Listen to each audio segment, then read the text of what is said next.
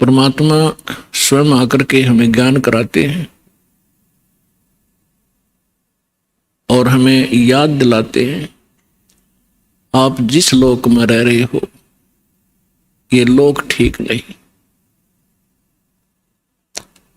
परमात्मा के पास सभी दुखी प्राणी आया करते थे कबीर बंदी छोड़ के पास, और वो ये कहा करते थे कि हम पर संकट बहुत है गुरुदेव, हम महादुखी हैं। तो परमात्मा कहा करते, बच्चों ये काल का लोक है और यहां पर 21 ब्रह्मांड तक आग लगी हुई है राग द्वेष की, बेईमाना और काम क्रोध मोह लोभ अहंकार की आग में सभी जल रहे हैं। यहां कोई प्राणी सुखी नहीं है। आप ये मानते हो कि मैं रोग मुक्त हो जाऊंगा तो मैं सुखी हो जाऊंगा। जो निरोग हैं उनसे मिलिए जाकर के, उनको ना जाने कितनी और टेंशन पाएंगी जिनको आप सुखी मानते हो, क्योंकि जो निर्धन है वो सोचता है कि ये पैसे वाले सेठ साहूकार ये सुखी होंगे। जहां माया का समावेश है पुण्यात्माओं, स्वप्न में सुख नहीं हो सकता। यह भूल है प्राणी का, क्योंकि जब तक हम उस आग में नहीं गिरते तब तक हमें ऐसे लगता है शीतल होगी। और सेठ ये सोचते हैं कि राजा लोग सुखी होंगे, हमें सुख नाम की वस्तु नहीं।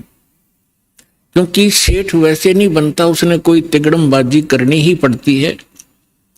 उसके पास 20-30 लाख रुपए हैं तो 50 लाख रुपए का काम उसने आगे फिर से ऑन लोन ऋण लेकर शुरू करना पड़ेगा, तभी वो सेठ होने की सोचेगा।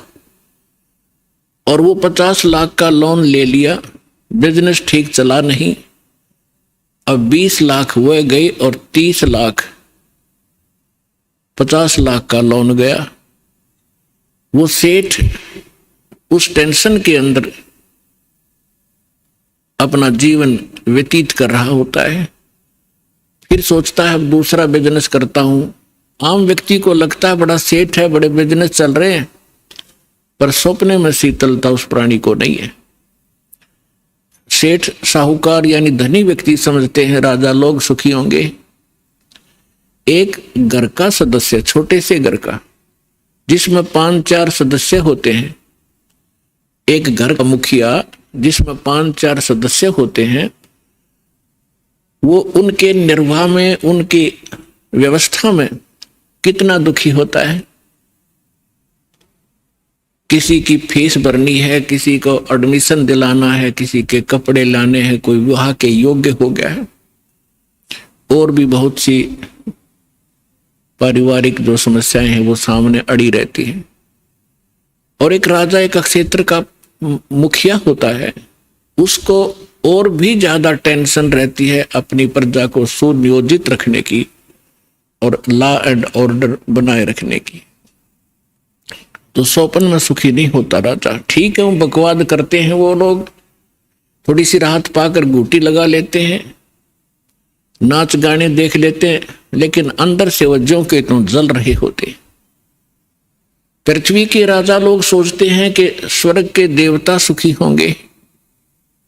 इन देवताओं की कथा पढ़कर देखो पुराणों के अंदर, इनमें वही आग जल रही है जो यहाँ के लोगों में है, क्योंकि वो भी एक जीव हैं। जैसे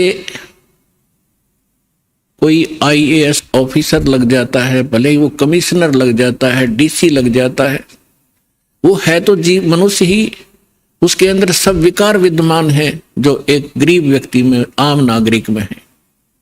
काम क्रोध मोह लोभ अहंकार, उससे भी वो सड़ रहा है। बेसिक वो अधिकारी बन गया है, साहब बन गया है, लेकिन उसके ऊपर जो आपदाएं हैं, प्राकृतिक दुख हैं, ज्यों के त्यों बने हुए हैं।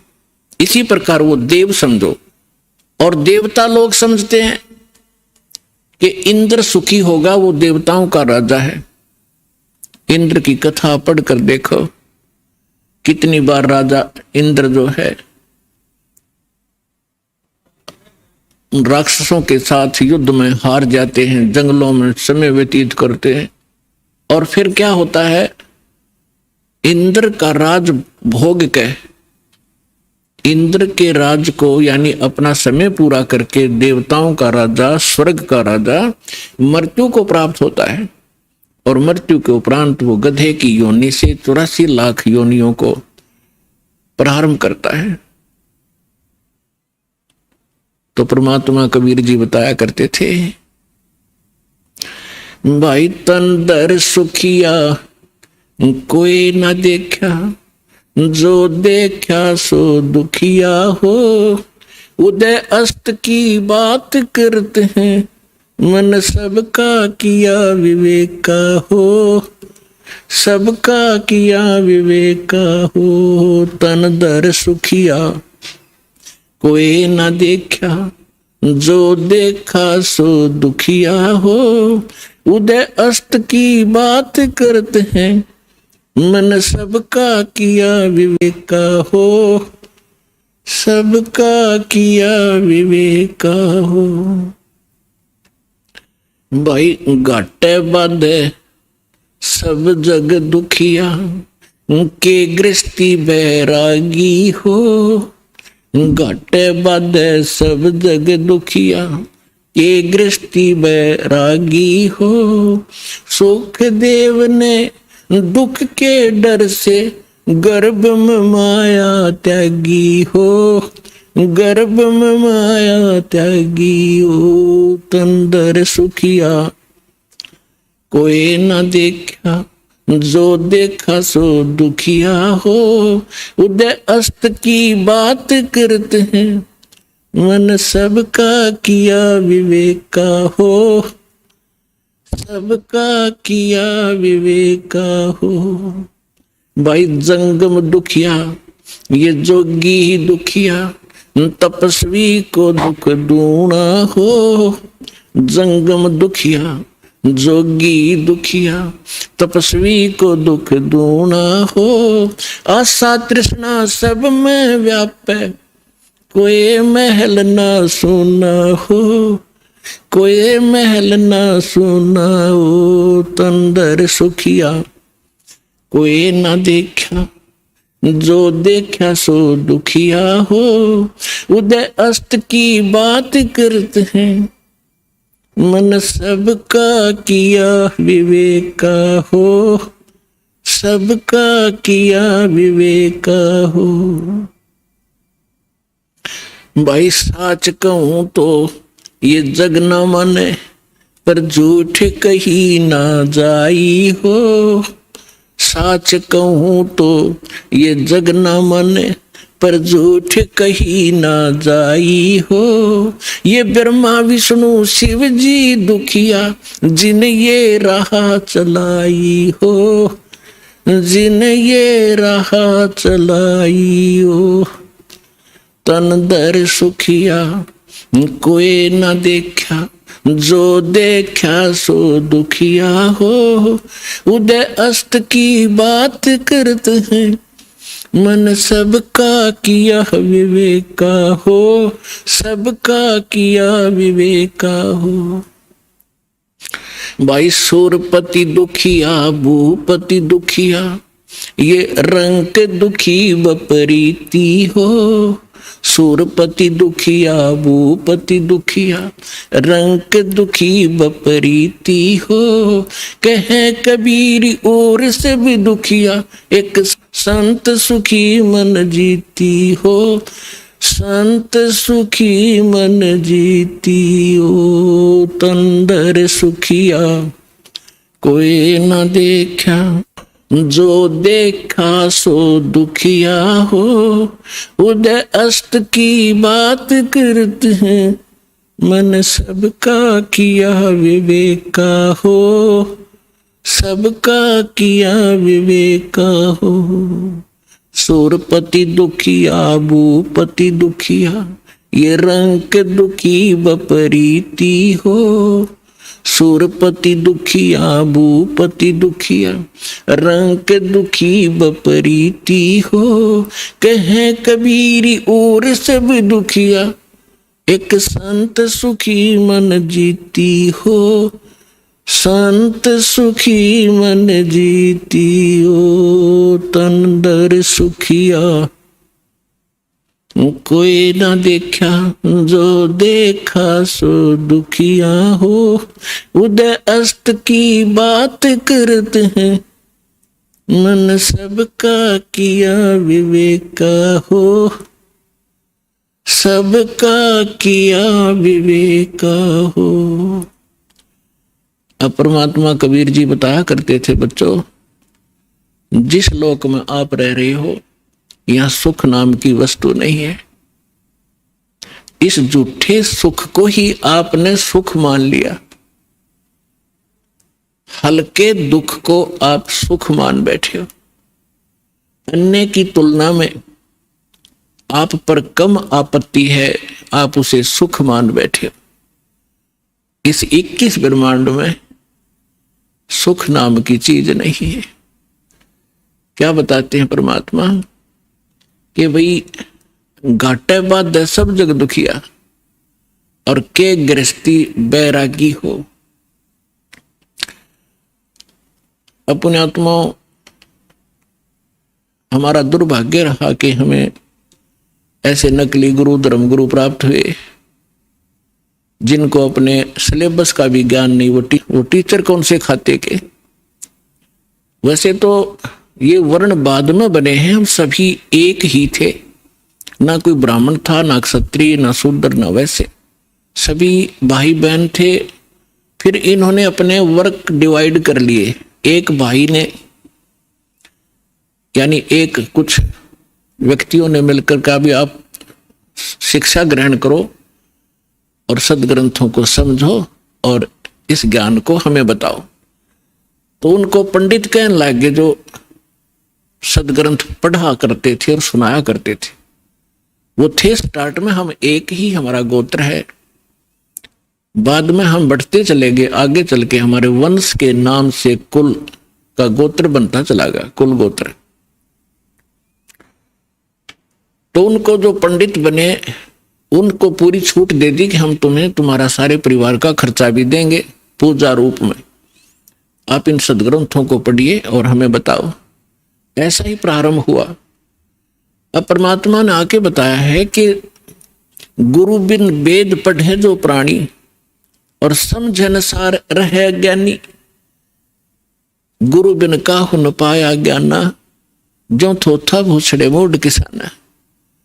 तो इन ऋषि महर्षियों को कोई सतगुरु मिले नहीं, और सतगुरु स्वयं परमात्मा आए लीला करने के लिए, वो हमने सुहाए नहीं।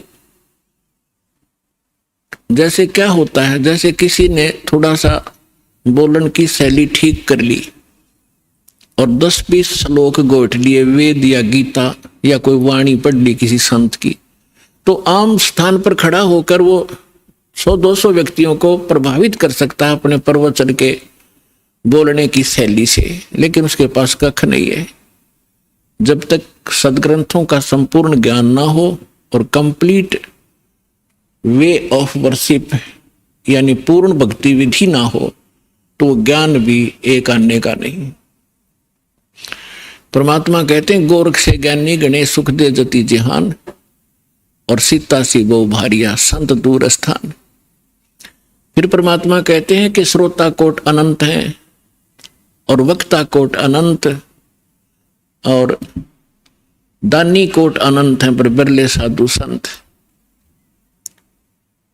तो जो प्रसंग चल रहा है कि परमात्मा हमें बताया करते थे, वो स्वयं आकर के ज्ञान दिया करते थे, तो हमें आज तक ज्ञान प्राप्त ही नहीं था। हमने इस झूठे सुख को सुख मान लिया। जैसे एक व्यक्ति के 3 पुत्रों में से एक की मृत्यु होगी,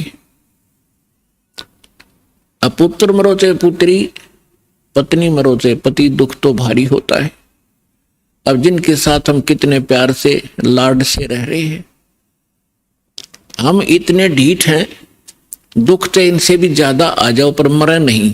हमारी मृत्यु ना हो तो हम इस दुख में भी देख लेंगे, देखी जाएगी जैसे भी होगा।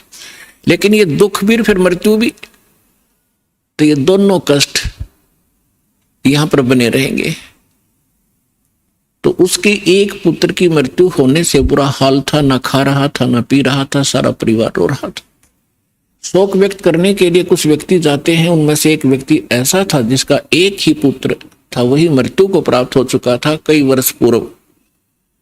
तो सांत्वना देने वालों ने कहा कि देख भाई, यहाँ तो मृत्यु एक ना एक दिन सबकी आनी है, और देख इसको देखकर जी ले, इसका एक ही पुत्र था और उसी की मृत्यु होगी, ये भी अपना समय व्यतीत कर रहा है।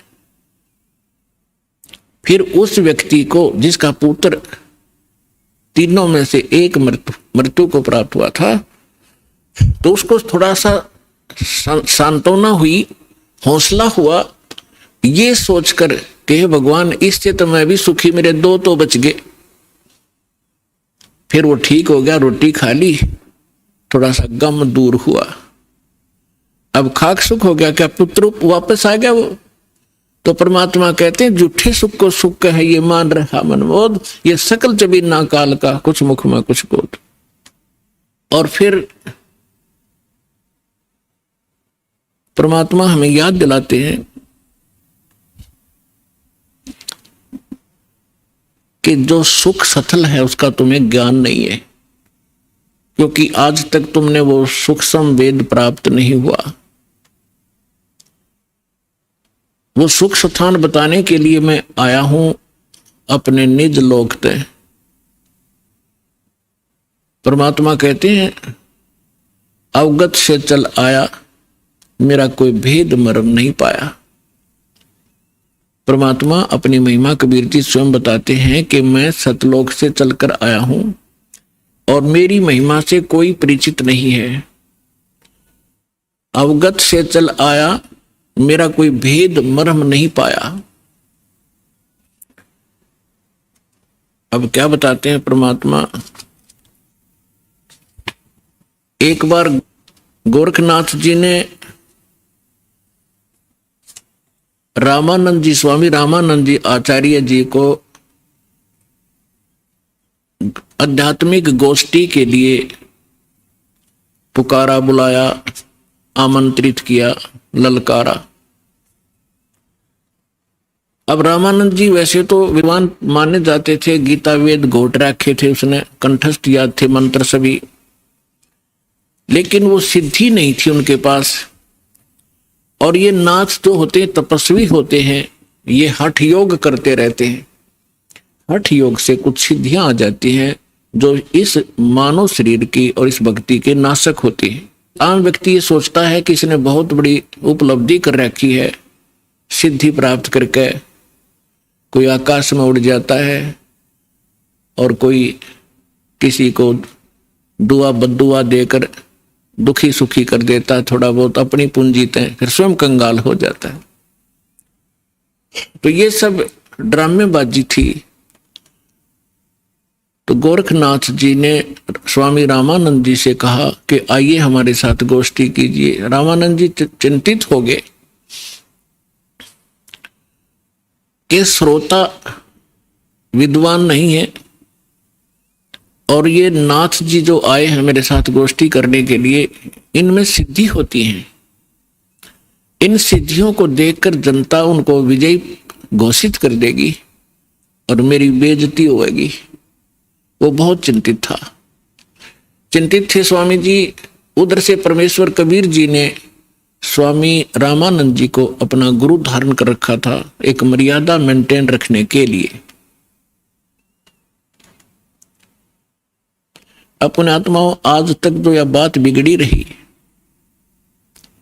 दो विद्वान आपस में बैठकर चर्चा किया करते थे जिसको शास्त्रार्थ कहते थे, और शास्त्रार्थ वो संस्कृत में बोला करते थे। सभी श्रोता अशिक्षित होते थे, उनको संस्कृत कह भी नहीं आती थी, और जिसकी बोलने की शैली दुरुस्त होती थी और संस्कृत घनी याद होती थी, और वो ज्यादा संस्कृत बोलता ही रहता था तो श्रोता उसको ताली पीट कर और विजयी घोषित कर देते थे। उस नकली के थे तो वह दोनों नकली, पर जो घना नकली था वो सिद्ध हो जाता था कि ये महाविद्वान और मैं ऋषि हो गया। तो इस डर से रामानंद जी चिंतित थे कि श्रोता अशिक्षित है, ये कोई सिद्धि दिखा देगा और सब इसको विजयी घोषित कर देंगे। तो उस समय परमात्मा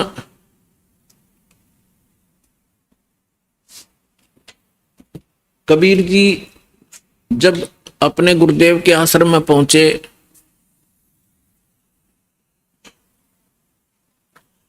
रामानंद जी को चिंतित देखकर पूछा, गुरुदेव चिंता का विषय आपका दास जानना चाहता है। पुण्यात्माओं, जब रामानंद जी के साथ परमात्मा का ऐसा व्यवहार था, यानी परमात्मा होते हुए अपने गुरु के सामने एक सुयोग्य शिष्य की भूमिका किया करते थे। हमारे लिए एक उदाहरण छोड़कर गए थे कि आप जी ने अपने गुरु जी के सामने कैसे रहना चाहिए, और साथ में प्रमाण दिया करते थे कि रामकृष्ण से कौन बड़ा। तुम रामकृष्ण को सुप्रीम पावर मानते हो अज्ञानता से, फिर भी मान कर चलो कि रामकृष्ण से कौन बड़ा। उन्होंने भी गुरु कीन और 3 लोक के वे धनी, गुरु आगे अधीर। तो इस कारण से रामानंद जी ने फिर जब परमात्मा से परिचित हुए, सतलोक सचखंड में मालिक को देखा, तब कहा था, तुम साहेब तुम संत हो, तुम सतगुरु तुम हंस, और राम गरीबदास तेरे रूप बिना और न दूजा अंश। तुम ही परमात्मा हो, साहेब हो, तुम साहेब तुम संत हो। एक संत भी आप ही हो, जो क्वालिटी संत में होनी चाहिए, और परमात्मा तो समर्थ हो ही हो। तुम साहेब तुम संत हो, तुम सतगुरु, सतगुरु माने जो सच्चा ज्ञान, यानी बिल्कुल एक्यूरेट और संपूर्ण अध्यात्म ज्ञान भी आप ही के पास है, किसी के पास नहीं। आप वास्तव में सतगुरु हो, सच्चे सतगुरु हो, सच्चा ज्ञान युक्त हो। और तुम साहेब तुम संत हो, तुम सतगुरु तुम हंस। हंस माने एक नेक आत्मा, एक सुयोग्य शिष्य भी आप ही हो। तो परमात्मा ने कहा, क्या आपका दास चिंता का कारण जान सकता है? तब स्वामी जी के साथ बैठे और भी बहुत से ब्राह्मण ऋषि थे। उन्होंने बताया कि ऐसे कोई नाथ जी आए हैं, उन्होंने स्वामी जी से गोष्ठी करने को कहा है, और नहीं तो जो नहीं गोष्ठी के लिए आएगा तो हार मान ली जाएगी। और दूसरी कंडीशन ये रखी है कि जो हार जाएगा वो जीतने वाले का सह अनुयायी शिष्य बनेगा। तब स्वामी जी ने कहा कि हे भगवान, वो नाथ सिद्धि युक्त है, वो सिद्धि का ड्रामा दिखाएगा, जनता उसकी वाह वाह कर देगी और हमारा मिशन फेल होगा। मुझे चिंता ये खा रही है। तब परमेश्वर ने कहा, स्वामी जी हार जीत की चिंता संत नहीं किया करते, और हमने सामना करना चाहिए, हमें चलना चाहिए। आपका दास भी तो आपके साथ है। रामानंद जी को पता था, क्योंकि वो देख चुके थे उसकी परमात्मा की महिमा को। तब थोड़ा ढाढ़स बंधा और उसकी चुनौती स्वीकार की। अब वहां जहां निश्चित समय और स्थान था वहां पहुंच गए। नाथ जी को आसन दे रखा अलग से, ऊंचा तख्त पर, जमीन पर अलग से आसन बिछा रखा। अच्छा, उधर से रामानंद जी का एक तख्त सा लगाकर वहां आसन लगा दिया। और स्वामी परमेश्वर कबीर जी एक सुयोग्य शिष्य की तरह स्वामी रामानंद जी के चरणों में जमीन पर बैठ गए। और सामने वो नाथ जी, कबीर साहब तो भगवान थे, अंतर्यामी थे, उन्होंने देख लिया गोरखनाथ धक्के खाने आया है। क्योंकि ये कुछ ऐसे साधक होते हैं जो पूर्व जन्मों के संस्कारी होते, और एक पूरे जीवन में उस भक्ति का अपना नाश भी कर जाते हैं। बहुत सी पूंजी लुटा जाते हैं, किसी को चमत्कार दिखाकर, किसी को हानि पहुंचाकर, और किसी को छोटा मोटा लाभ पहुंचाकर, फिर भी उनमें कुछ भक्ति शेष रह जाती है, जिस कारण से वो पितृलोक को प्राप्त हो जाते हैं। और पितृलोक में गए हुए ये एक सुप्रीम भूत होते हैं पितर, और वो कभी भी यहां आके प्रकट होकर के दिख जाते हैं। स्वर्ग के देवता भी यहां आ सकते हैं और वापस जा सकते हैं, लेकिन जन्म मृत्यु उनका कभी समाप्त नहीं हो सकता। तो गोरखनाथ जी ने देखा कि वहां वैष्णव पंथ का ज्यादा प्रचार कर रहे हैं स्वामी रामानंद जी, और नाथ पंथ सिकुड़ता जा रहा है, घटता जा रहा है। अब ये राग द्वेष ऊपर तक घर कर गया, वहां तक इनको, यहां से जाने के बाद भी ये दुखी रहते हैं अपने मैं मेरी के कारण। तो जिस कारण से उसने रामानंद जी को पराजित करने के लिए स्वयं आना पड़ा। हालांकि गोरखनाथ जी बहुत पहले अपने मानव शरीर का जो एक कर्म था पूरा करके जा चुके थे। तो परमात्मा ने देख लिया कि तो गोरखनाथ है, अपने वो तो जानी जान थे। तब गोरखनाथ जी ने कहा कि आइए रामानंद जी मेरे साथ गोष्ठी कीजिए। तब परमात्मा एक बालक थे छोटे से 10-12 वर्ष की आयु के, कि लीला कर रहे थे। उस समय जब गोरखनाथ जी गोष्ठी करने के लिए आए थे, तब परमात्मा खड़े हुए कबीर जी और कहा कि नाथ जी पहले मेरे से गोष्ठी कीजिए और बाद में मेरे सतगुरु से बात कीजिए। मेरे से निमट ले पहले, फिर करना गुरु जी से बात करना। आप गोरखनाथ जी इस बात से बड़ा दुखी हुआ कि अरे कबीर, तू छोटा सा बालक, तेरी आयु क्या है और तू गोष्ठी करेगा मेरे साथ? पता है मैं कौन हूं? कबीर साहब ने बता दिया कि मुझे मालूम आप कौन हो, आप गोरखनाथ हैं। इस बात से उसको बड़ा झटका लगा कि छोटे से बालक ने मुझे पहचान लिया। फिर गोरखनाथ जी ने कहा कि आपकी आयु क्या है? परमात्मा बोले कि सबसे बड़ा मूर्ख वो है जो मेरी आयु मुझे बालक बता रहा है। गोरखनाथ जी सुन रहे थे, अंदर से दुखी भी खूब हो रहे थे कि ये मुझे मूर्ख भी बताने की चेष्टा कर रहा है। तो क्या बताते हैं?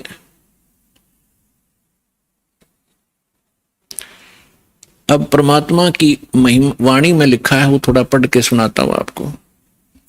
योगी गोरखनाथ प्रतापी, तासों तेज पृथ्वी कापी, काशी नगर में 100 पग धरही, रामानंद से चर्चा करही। चर्चा में गोरख जय पावे, कंठी तोड़े तिलक छुड़वावे। सत्य कबीर शीश जो भयऊ, ये वृंतांत सो सुन लेऊ। गोरखनाथ के डर के मारे, बैरागी नहीं बेख संवारे। तब कबीर आज्ञा अनुसारा, वैष्णो सकल रूप संवारा। सो सुध गोरखनाथ जो पायो, काशी नगर शीघ्र चल आयो। रामानंद को खबर पठाई, चर्चा करो मेरे संग आई। रामानंद की पहली पौड़ी, सत कबीर बैठे तिस ठोरी। तब कबीर आज्ञा अनुसारा, वैष्णो सकल रूप संवारा। कहे कबीर सुनो गोरखनाथा, चर्चा करो हमारे साथा। प्रथम चर्चा करो संग मेरे, पीछे मेरे गुरु को टेरे। बालक रूप कबीर निहारी, तब गोरखनाथ ऐसे वचन उचारी। परमात्मा को बालक रूप में देखकर फिर गोरखनाथ जी ने ये वचन बोले। कब के बहे बैरागी कबीर जी, कब के बहे बैरागी। कि तू छोटा सा बालक और कब से तू बैरागी बन गया? क्योंकि ये वैष्णव परंपरा के जो या नाथ परंपरा के हैं, वैष्णव परंपरा के हैं, या कोई भी एक ग्रुप है इन साधु संतों का, ये अपनी एक पहचान अलग बनाते हैं। जैसे नाथ कई तो कान पड़वा लेते हैं, उनको कनपाड़े नाथ कहते हैं। कई जैसे वैष्णव है वो एक कंठी रखते हैं, एक तुलसी के मनिए की, एक तुलसी के लकड़ी का मन का, और एक धागे में बांध कर लटका कर रखें, जिससे वैष्णव परंपरा से दीक्षित होने की वो प्रतीक होता है। और एक लंबा सा तिलक लगाते हैं, टिक्की लगाते हैं, और जैसे साधु संत एक हाथ में फावड़ी रखते थे, ऐसे बैठकर साधना करते हैं उसके हठ योग के लिए। नीचे एक टी टाइप की एक लकड़ी का डंडा सा होता है, अंग्रेजी के अक्षर टी टाइप। तो परमात्मा रामानंद जी के शिष्य थे, उस दिन जानबूझकर एक साधु संत का रूप बनाकर, जैसे वैष्णव संत साधु भक्त होते हैं, कंठी गले में तिलक पूरा लगा रखा और टोपी पहन रखी और कंठी माला सुमरनी और वो सारा कुछ ले रखे, फावड़ी सी। अब परमात्मा बोले मेरी उम्र बताऊं क्या है। राम, ये नाथ जो होते हैं भगवान शंकर के पुजारी होते हैं,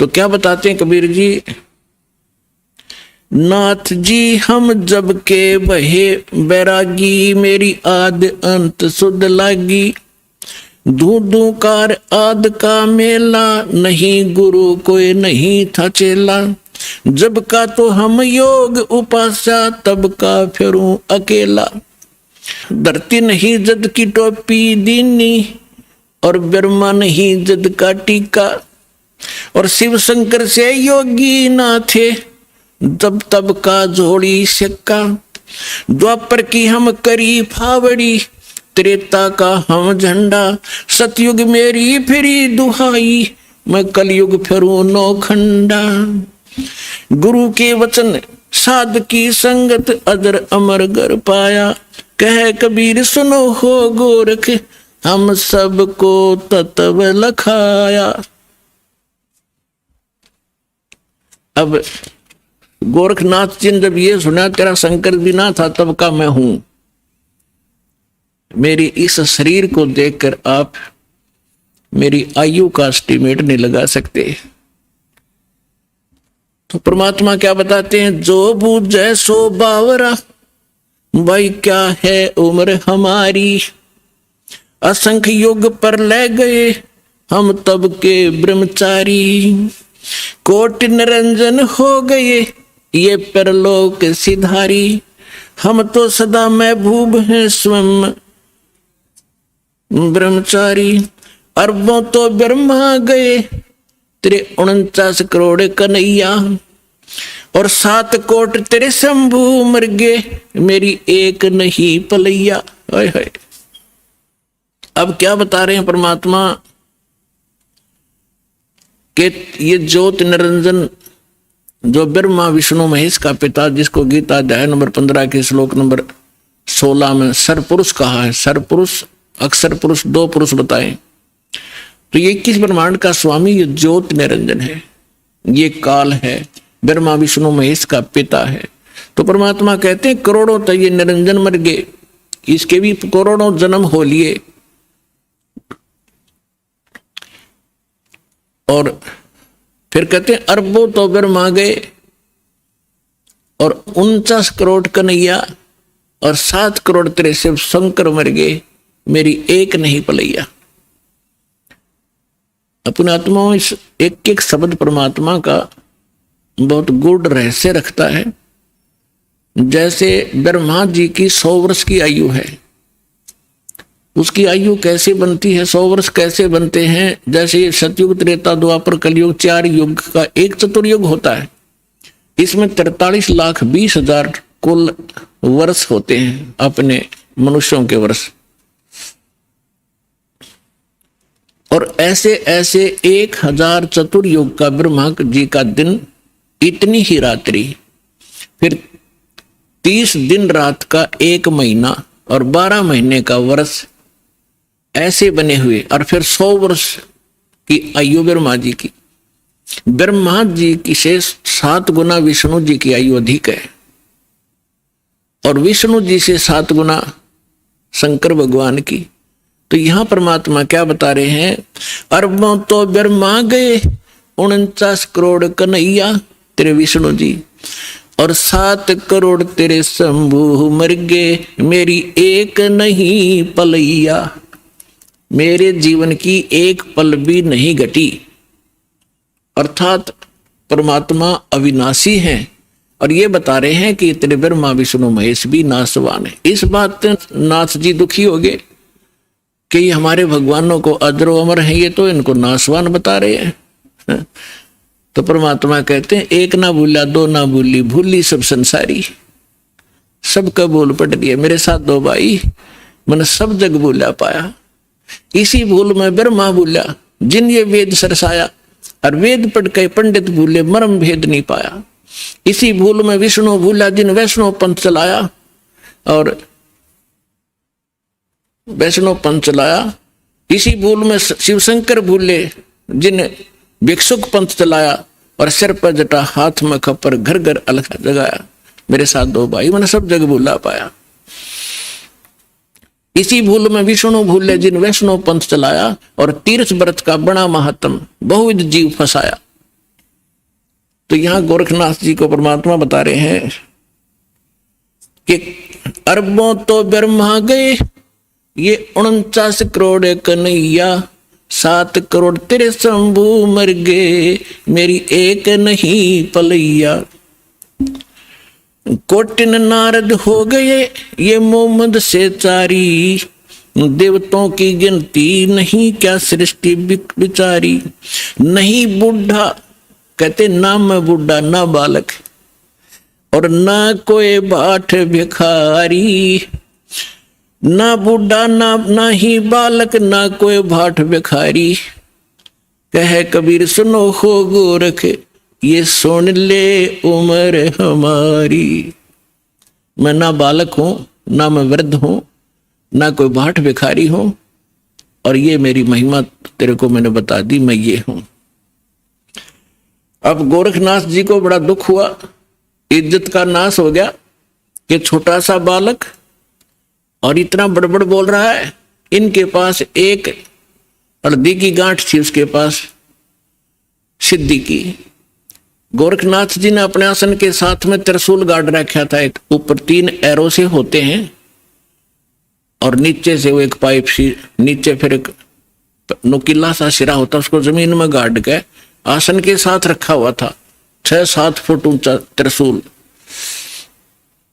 गोरखनाथ जी ने कहा कि यदि तू मेरे साथ वार्ता करना चाहता है कबीर जी, तो आइए मेरे समान आसन में आ जाइए। नाथ जी वहां से उठे जमीन से, ऐसे आसन पद्म लगाकर बैठे थे। आसन पद्म लगाए लगाए ऊपर उठ गए और त्रिशूल के ऊपर जाकर विराजमान हो गए। हाँ, ये देखिएगा, ये त्रिशूल पर बैठे हैं। फिर परमात्मा ने क्या लीला की कि कबीर जी ने कहा कि गोरखनाथ जी, आपकी और हमारी बात ज्ञान चर्चा की थी, गोष्ठीकरण की थी। ये बाजीगर वाला काम हम नहीं जानते, और ना ये पसंद है, ना ये दातम मार्ग में इसकी कोई वैल्यू है। आप नीचे बैठ के और चर्चा करता कि जनता को पता चले सच्चाई का। तो गोरखनाथ जी कहते हैं तुम्हारे पास कोई है तो आइए मेरे समान बैठकर चर्चा कीजिए, नहीं तो हार स्वीकार कर लीजिए। अब उनके पास तो एक दाव था यो। तो परमात्मा बोले अच्छा ठीक है। कबीर साहब बचपन से ही जुलाहे का काम करने लगे थे, और जेब में एक चरखे के ऊपर ये माताएं काटा करती थी। एक रील बन जाया करती, इतनी मोटी कच्चे धागे की, 100-150 फुट लंबा तार होता था उसका। उसी से सूत कपड़ा बनाया करते थे भगवान। वह कुकड़ी बोल रहे, हमारे देसी हरियाणा के अंदर कुकड़ी बोल रहे हैं, उसने कच्चे धागे वाली कुकड़ी। वह कुकड़ी निकाली जेब मत, वह रील धागे की, और एक सिरा पकड़ लिया और उसको ऐसे छटक दिया परमात्मा ने। वो धागा सीधा खड़ा होगा, स्ट्रेट परपेंडिकुलर, 150 फुट उसका अंतिम सिरा आकाश में, 150 फुट पर। परमात्मा वहां से उठे और उस धागे के अंतिम सिरे पर जाकर बैठ के 150 फुट ऊपर। अब गोरखनाथ जी से कहा कि नाथ जी आइए, राजा मेरे बराबर में बैठकर चर्चा कराएंगे, यहां आ जाइए। अपने आत्माओं, ऐसी बात नहीं थी कि गोरखनाथ जी आकाश में और ऊपर नहीं जा सकते थे, वो तो और ऊपर भी जाते थे, स्वर्ग में भी, उस पितरलोक में भी चले जाते थे। लेकिन समर्थ के सामने सिद्धियां समाप्त हो जाती हैं।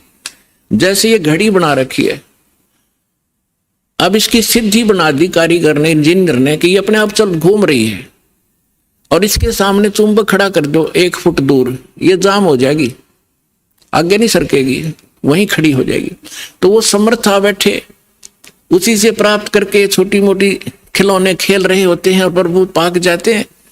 उस परमात्मा ने उसकी सारी सिद्धि कैंसिल कर दी।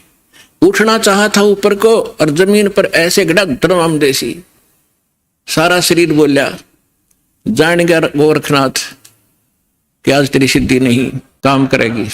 अब गोरखनाथ ऐसे बैठा जैसे पैरालाइसिस हो जाता है इंसान को, टस मस नहीं हो पा रहा। तब गोरखनाथ जी ने कहा कि आ जाओ कबीर जी, नीचे आ जाओ, अब मैं समझ गया आपको, अब चर्चा करेंगे। तब परमात्मा ने उनको ज्ञान समझाया कि ये बालका के ड्रामे मोक्ष मार्ग नहीं है।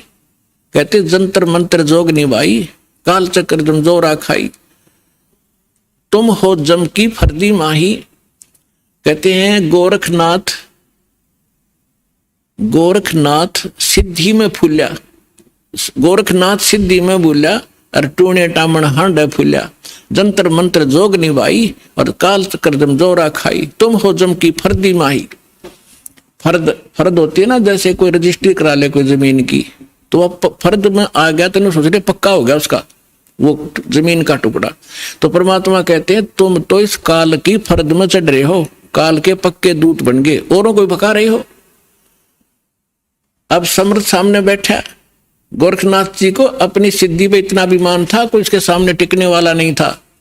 एक बार अपने गुरुदेव के कहने से कोई चिंता थी उनको, लंबी कहानी वो हट फिर से बताएंगे। एक पहाड़ को सोना बना दिया था सिद्धि से, पहाड़ को सोना, और अपने गुरुदेव के टुकड़े हुए शरीर को जीवित कर दिया था। ऐसी सिद्धि थी। और उस समय परमात्मा के सामने वो सारी सिद्धि फेल होगी। जैसे कल आपको सुनाया था, परासिद्धि पूर्ण पटरानी सतलोक की कहूं निशानी। वो परमात्मा समर्थ है, सब सिद्धियों का से युक्त है, सिद्धियां उसकी दासी हैं, और उसी की भक्ति करके हम छोटी मोटी राहत प्राप्त करके यहाँ ऋषि और महर्षि और देवता बन जाते हैं। तब गोरखनाथ जी ने काफी कुछ समझा, लेकिन यो मन जल्दी से हार नहीं मानता। अब देखिए, ये चित्र देखिएगा, परमात्मा गोरखनाथ जी त्रिशूल पर बैठे हैं और परमात्मा ने फिर धागा फेंका ऊपर, उसके ऊपर के सिरे पर बैठ के जाके। अब ये चित्र में बहुत कम दिखाई दे रहा है, लेकिन ये बहुत बड़े, ये बनाया नहीं जा सका इतना ऊंचा, तो कबीर साहब बहुत ऊपर थे। तो गोरखनाथ जी ने कहा कि भगवान मैं एक जांच और करूंगा आपकी। परमात्मा बोले भाई वह भी कर ले, कि चलो दरिया गंगा के किनारे चलते हैं और मैं दरिया में डुबकी लगाऊंगा। यदि आप मुझे खोज लोगे दरिया में तो मैं आपका शिष्य बन जाऊंगा। परमात्मा बोले चल भाई। दरिया गंगा के किनारे बैठ के जाके गोरखनाथ जी ने गंगा में छलांग लगा दी और मछली बन गई। वहां सैकड़ों हजारों मछलियां और थी। परमात्मा ने अंदर गए और पकड़ के वाए मछली, जिस गोरखनाथ पकड़ के टीटी बाहर बैठा दिया, गोरखनाथ बना के चरणों में गिर गया, पैर पकड़ लिए गोरखनाथ जी ने कि सचमुच आप समर्थ हैं।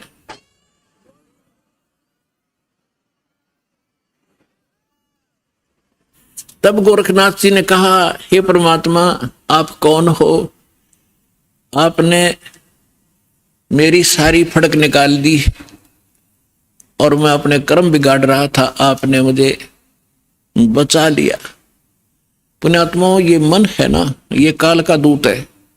आत्मा परमात्मा का अंश है। जब परमात्मा वहां खड़े थे, मन भाग गया, आत्मा रोए थी गोरखनाथ की। तो परमात्मा के जो सभी बच्चे हैं, ब्रह्मा विष्णु महेश भी उसी के बालक हैं। राम कृष्ण सतगुरु सहजादे, भक्ति हेत न हुए प्यादे। अब वो भी भक्ति के लिए यहाँ आए थे बेचारे, या गलत साधना करके देवता बन गए, वहां प्रभु पा के गए। अब सुने नहीं किसी की। अब उनको परमात्मा मिले थे, उनको एक बार तो उन्होंने स्वीकार किया, क्योंकि आत्मा तो सबकी भगवान के लिए तरफ रही है, लेकिन ये मन काल का दूत फिर प्रेरित कर दिया, परमात्मा से दूर कर दिया उनको। कबीर साहब कहते हैं, श्वेत भूमि का हम गए जहां विष्णु विश्वम्बर दास और हरियम हीरा नाम देकर चेला की न्यादास। हम बैरागी ब्रह्मपद सन्यासी महादेव और सोहम मंत्र दिया शिव जी को करे हमारी सेव। ऐसे ब्रह्मा जी के पास गए थे, उनको ओम मंत्र दे करके प्रथम मंत्र, क्योंकि पहला मंत्र इसलिए दिया जाता है उसकी श्रद्धा कितनी बढ़ेगी फिर आगे बढ़ा जाता है। तो फिर पहले तो उनकी तीनों की बहुत अच्छी श्रद्धा बनी, फिर बाद में इस मन ने वो प्रेरित कर दिए कि ये वैसे ही अटपट कर रहा है, कोई ज्ञान नहीं जतता इसका। ऐसे ही गोरखनाथ जी ने तब तो सारी बात मान ली, परमात्मा ने सारी कथा सुनाई, बड़ा ज्ञान सुनाया, और फिर गोरखनाथ जी उसी ज्ञान से स्वयं वक्ता बन गए।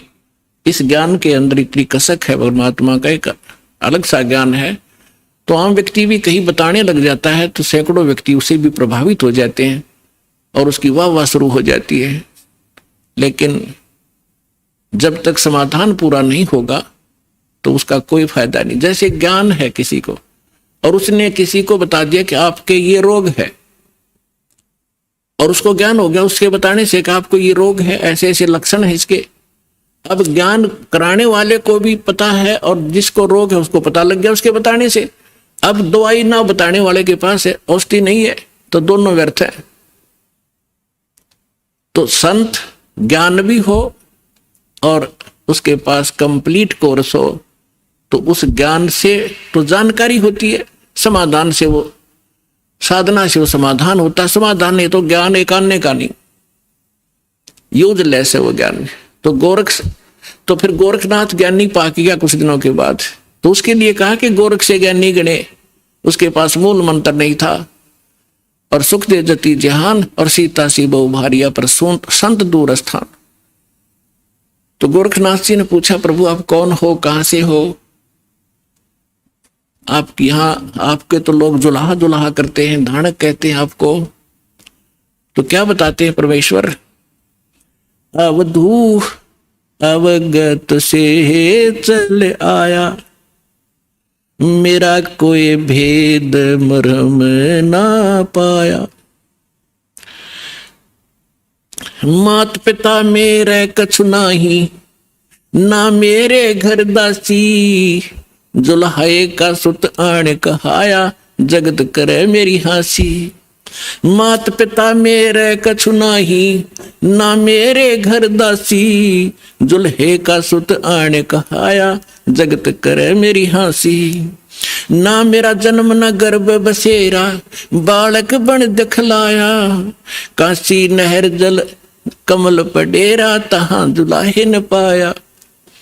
ना मेरा जन्म न गर्भ बसेरा, एक बालक बन दिखलाया, काशी नगर जल कमल पडेरा, तहां दुलाहे न पाया। मात पिता मेरे कछु नाही, ना मेरे घर दासी, जुल्हे का सुत आण कहाया, जगत करे मेरी हासी। 5 तत्व का धड़ नहीं मेरा, और जानू ज्ञान अपारा, सत स्वरूपी नाम साहेब का, ओ हे नाम हमारा। अदर दीप गगन गुफा में, ता निज वस्तु सारा, ज्योत स्वरूपी तेरा अलख निरंजन, वो दरता ध्यान हमारा। अगर दीप जा गगन गुफा में, ता निज वस्तु सारा, तेरा ज्योत स्वरूपी अलख निरंजन, वो धरता ध्यान हमारा। हाड चाम लहू ना मेरे, मैं हूं सतनाम उपासी, तारण तरण अव्यय पद दाता, मैं हूं कबीर अविनाशी। अब क्या बताते हैं परमात्मा कि ना तो मेरा कोई जन्म हुआ, ना मैं किसी मां के गर्भ में रहा, मैं स्वयं ही अपने सतलोक से चलकर आकर के एक बालक रूप धारण करके कमल के फूल पर, तालाब में, सरोवर में विद्यमान हुआ।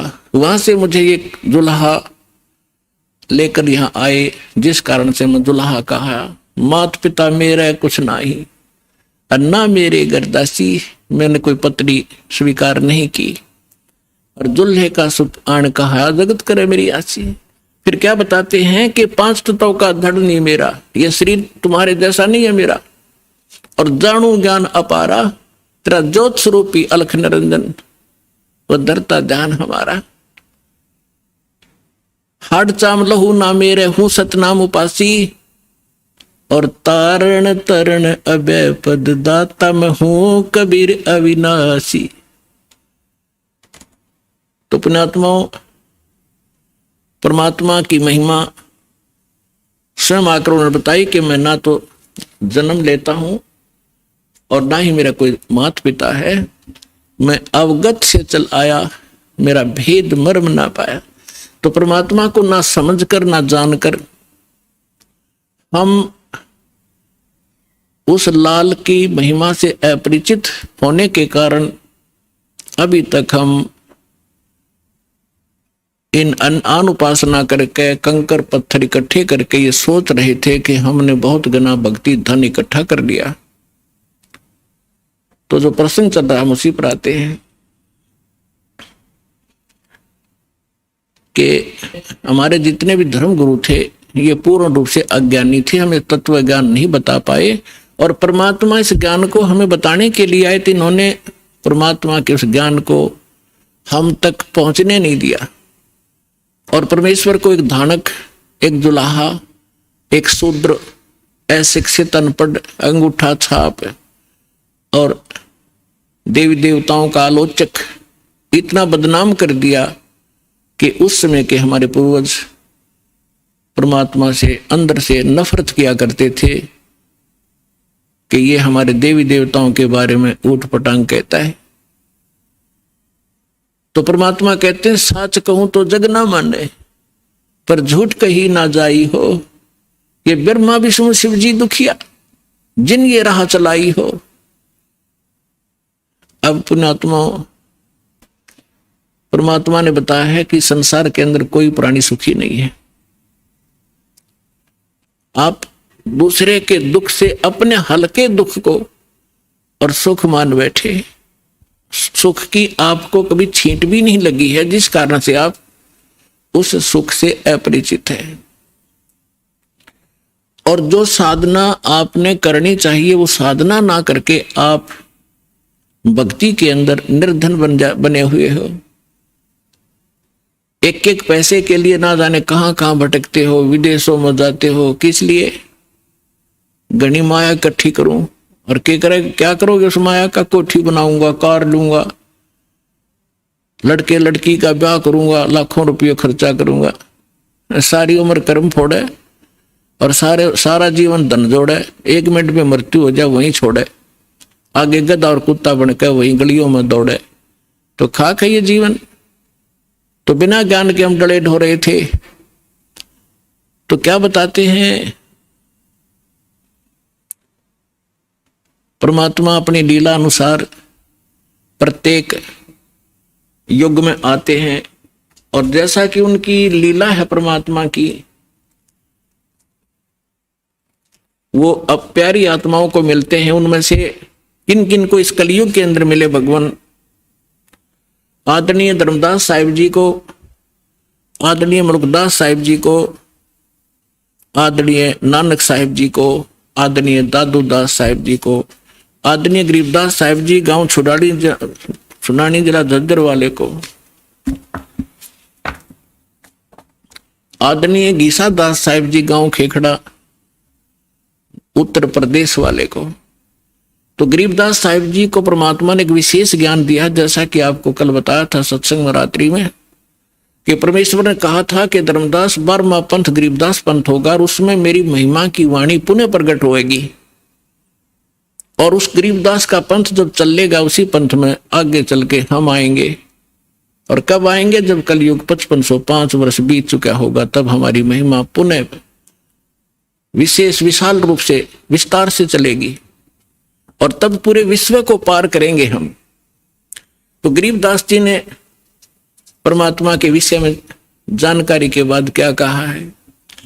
मत दे दी है बालम याणे नू, मत दे दी है बालम याणे नू, मत दे दी है बालम याणे नू, मत दे दी है बालम याणे नू।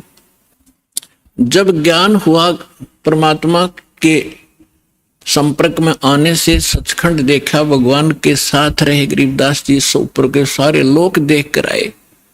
गरीबदास साहिब जी को गांव छुड़ाने, जिला झज्जर हरियाणा के अंदर खेतों में गऊ चरा रहे थे, 10 वर्ष के बालक थे। तब परमेश्वर अपने लीला अनुसार आए थे। दृढ़ भक्तों को, अच्छी आत्माओं को मिलते ही मिलते हैं, अपना ज्ञान सुनाते हैं। उनको वहां मिले, फिर सचखंड लेकर गए, सारे ब्रह्मांड दिखाए, ब्रह्मा विष्णु महेश की सतीथि से परिचित कराए। और धर्मराज जो यहाँ का न्यायाधीश है, परमात्मा उसके दरबार में पहुंचे। उस यहाँ के न्यायाधीश धर्मराज ने अपनी चेयर छोड़ दी, आसन छोड़कर खड़े हो गए, हाथ जोड़ के। पुण्यात्मा, अध्यात्म मार्ग एक ऐसा है, उसमें लोग दिखावा करने की आवश्यकता नहीं। जो समर्थ होगा उसके सामने वाले को तुरंत झटका लगेगा, वो समझ जाएगा कि ये प्रबल पावर है। तो एकदम हाथ जोड़कर खड़े हो गए। और कबीर साहब ऐसे खड़े हैं जैसे बड़ा अधिकारी छोटे अधिकारी को डांट लगाता है। तो गरीबदास जी ने बताया कि धर्मराज के दरबार में दई कबीर तलाक, मेरे भूले चूके हंस को तू पकड़िए मत कजाक। बोले पुरुष कबीर से धर्मराज कर जोड़, और तुम रे हंस ने पकड़ो नहीं मन 2 ही लाख करोड़। यानी अपने सामर्थ्य का प्रमाण दिया, जिसके सामने ब्रह्मा विष्णु महेश कांपते हैं धर्मराज के सामने, क्योंकि उनका भी अकाउंट वही रखता है। तो और दृढ़ हुए, ऊपर सचखंड सतलोक ले जाकर देखा, फिर वह पे छोड़ा। गरीबदास जी को मृत जानकर बालक को चिता पर रख दिया था कुल के लोगों ने। तब परमात्मा ने ऊपर के सब ब्रह्मांड दिखाकर वापस आत्मा छोड़ी, तो वो जीवित हो गए। उसके बाद ये अमृतवाणी की वर्षा करने लगे। तो ज्ञान हुआ जब कहते हैं आत्मा रो रही है कि हे परमात्मा, हम तो इस मन के साथ बांध दिए, ये अनाड़ी है, अच्छी वस्तु को ग्रहण नहीं करता, नकली की तब बता दे भाग्या जाएगा। अब किसी ने कह दिया आजा भजन कर ले, भक्ति कर ले, नो का टाइम नहीं, और उसको ये कह दे चल वहां सर्कस आ रहा देखेंगे, चल जब बरसात हो ले कि तरागनी कंपटीशन हो रहा, रात में भी जा खड़ा होगा वहां पर सांग सिनेमे में, तभी 3-3 4-4 घंटे लगा देगा। तो इस मन की आदत बकवाद करने की है, क्योंकि ये काल का एजेंट है, ये शुभ नहीं कर सकता, अशुभ करवाता है। तो अब आत्मा रो रही है। जब ज्ञान हुआ तो क्या कहती है, क्योंकि ये मन इसका कंट्रोलर बना दिया काल ने। और अब आत्मा क्या कह रही है, मत तो दे दी है बालम याणे नू, मत दे दी है बालम याणे नू, मत तो दे दी, मत तो दे दी है बालम याणे नू, मत तो दे दी है बालम याणे नू। गीता और भागवत पढ़े नहीं बूझे शब्द ठिकाने नू, गीता और भागवत पढ़े नहीं बूझे शब्द ठिकाने नू, मन मथुरा दिल द्वारका नगरी, कहाँ फिरे बरसाने नू, मैं तो दे दी, मैं तो दे दी है बालम याणे नू, मैं तो दे दी है बालम याणे नू, मैं तो दे दी।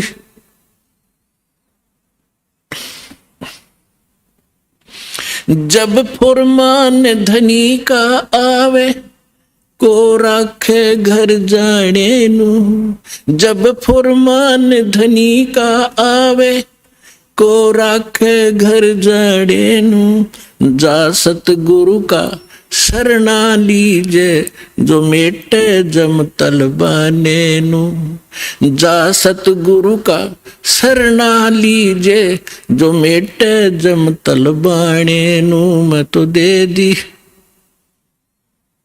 मैं तो दे दी है बालम याणे नू, मैं तो दे दी है बालम याणे।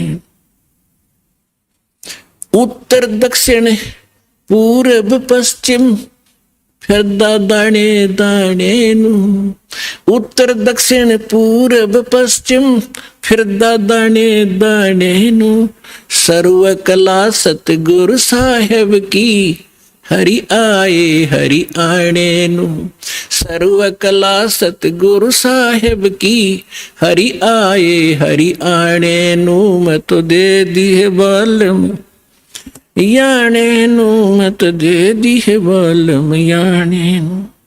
जम किंकर का राज कठिन है, ये नहीं छोड़ राजा राणे नू, जम किंकर का राज कठिन है, नहीं छोड़ राजा राणे नू, या दुनिया दा जीवन झूठा तुम भूल गए मर जाने नू, या दुनिया दा जीवन झूठा तुम भूल गए मर जाने नू, मैं तो दे दी, मैं तो दे दी है बालम याने नू, मैं तो दे दी है बालम याने नू। शील संतोष विवेक विचारो, ये दूर करो जुल्माने नू, शील संतोष विवेक विचारो, दूर करो जुल्माने नू, ज्ञान दाराज ध्यान दी तुरिया, कोई जाने पान रसाने नू, मैं तो दे दी है बालम याने नू, मैं तो दे दी है बालम याने नू। महल कपाट सतगुरु ने खोले, अमी महारस खाने नू, महल कपाट सतगुरु ने खोले, अमी महारस खाने नू, गरीब दास सुन भंवर उड़ावे, गगन मंडल रम जाने नू, मैं तो दे दी याने नू, मैं तो दे दी है बालम याने। अब क्या बताते हैं आदरणीय गरीबदास साहिब जी परमात्मा से प्राप्त ज्ञान को हमारे लिए कैसे सुना रहे हैं, कैसे बताया उन्होंने।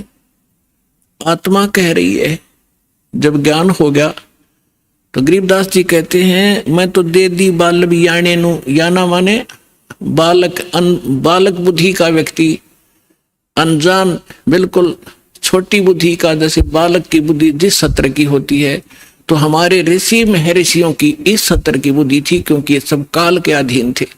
तो क्या बताते हैं, गीता और भागवत पढ़े ना बूझे शब्द ठिकाने नू, गीता और भागवत पढ़े नहीं बूझे शब्द ठिकाने नो, मन मथुरा दिल द्वारका नगरी, कहाँ फिरे बरसाने नो। अब क्या बताना चाहते हैं कि गीता खूब पढ़े, गीता के मर्मज कवावे, भागवत की कथा 7-7 दिन सुनावे, उस कथा के कहने से मोक्ष होगा, गीता के पढ़कर सुनाने से मोक्ष नहीं होगा। उसके अंदर जो मूल मंत्र लिखा है उसकी साधना करने से मोक्ष होगा। अब गीता और भागवत पढ़े न बुझे शब्द ठिकाने नु, यानी जो सही मंत्र है, गीता श्रीमद् भगवद गीता में ओनली 1 मंत्र है जो ब्रह्म साधना का है। 8वें अध्याय के 13वें श्लोक में गीता ज्ञानदाता ये ब्रह्म है, सरपुरुष ये काल है, ज्योति निरंजन 21 ब्रह्मांड का प्रभु ब्रह्मा विष्णु महेश का पिता है, श्री कृष्ण जी के अंदर प्रवेश करके बोल रहा है। इसकी ये ऐसी अटपट करता है, ये कहता है 4थे अध्याय के 5वें और 9 श्लोक में कहता, अर्जुन तेरे और मेरे बहुत जन्म हो चुके हैं, तू नहीं जानता मैं जानता हूं, और मेरे जन्म और कर्म अलौकिक हैं, अद्भुत है। तो ये सामने नहीं आता, इसने कसम खा रखी है, प्रतिज्ञा कर रखी है, मैं कभी किसी को अपने ओरिजिनल रूप में दर्शन नहीं दूंगा। तो ये क्या करता है, किसी में प्रवेश करके प्रेत की तरह जो कुछ करना करवाना उससे करवा जाता है और पाप उसके सिर पर धर देता है। तो यहां क्या कह रहा है वो,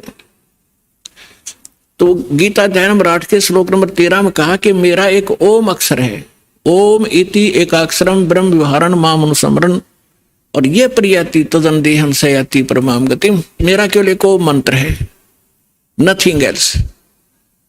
और जो इस ओम नाम के जाप का अंतिम सांस तक, शरीर छोड़ने तक सिमरण करता हुआ, छोड़ता हुआ भी सिमरण करता हुआ जाता है, तो ओम से मिलने वाली परम गति यानी ब्रह्मलोक की प्राप्ति कर सकता है।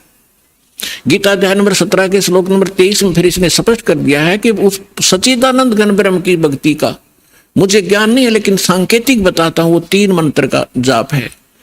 ओम तत्सत इति निर्देश ब्रह्मण त्रिवेद समर्थ है, तो उसके पाने का ये 3 मंत्र का जाप है। तो यहां गरीबदास जी समझाना चाहते हैं, गीता और भागवत पढ़े न बुझे शब्द ठिकाने नु, ठिकाने माने जो सही मंत्र है, तो वो गीता का पाठ करें और कति कंठस्थ याद कर लें पूरे पूरे अध्याय, और जाप जप हरे कृष्ण कृष्ण कृष्ण हरे हरे राधे राधे श्याम मिला दे, कोई बात हुई है? फिर गीता किस लिए पढ़ रहे हो तुम? तो यहां परमात्मा कहा करते थे, मोती मुक्ता दर्शत नाही, ये जग है सब अंदरे, दिखत के तनैन चश्म इनके फिरा मोतिया बंदरे। किसी को मोतिया बिंद का रोग हो जाए, आंखों में आंख बड़ी साफ दिखाई देती है, जैसे किसी ने बहुत घना दिखता होगा, उसको दिखता कुछ नहीं। तो ऐसे ही विद्वान थे, संस्कृत के सब ग्रंथ के ग्रंथों को कंठस्थ याद कर लेते थे, लेकिन उसमें लिखा क्या है, उसमें मार्गदर्शन क्या है, इनको कख भी पता नहीं था। इसलिए परमात्मा ने कहा है कि दिखत के तन्नैन चश्म, दिख विद्वान और इनका फिरा मोतिया बिंद्रे।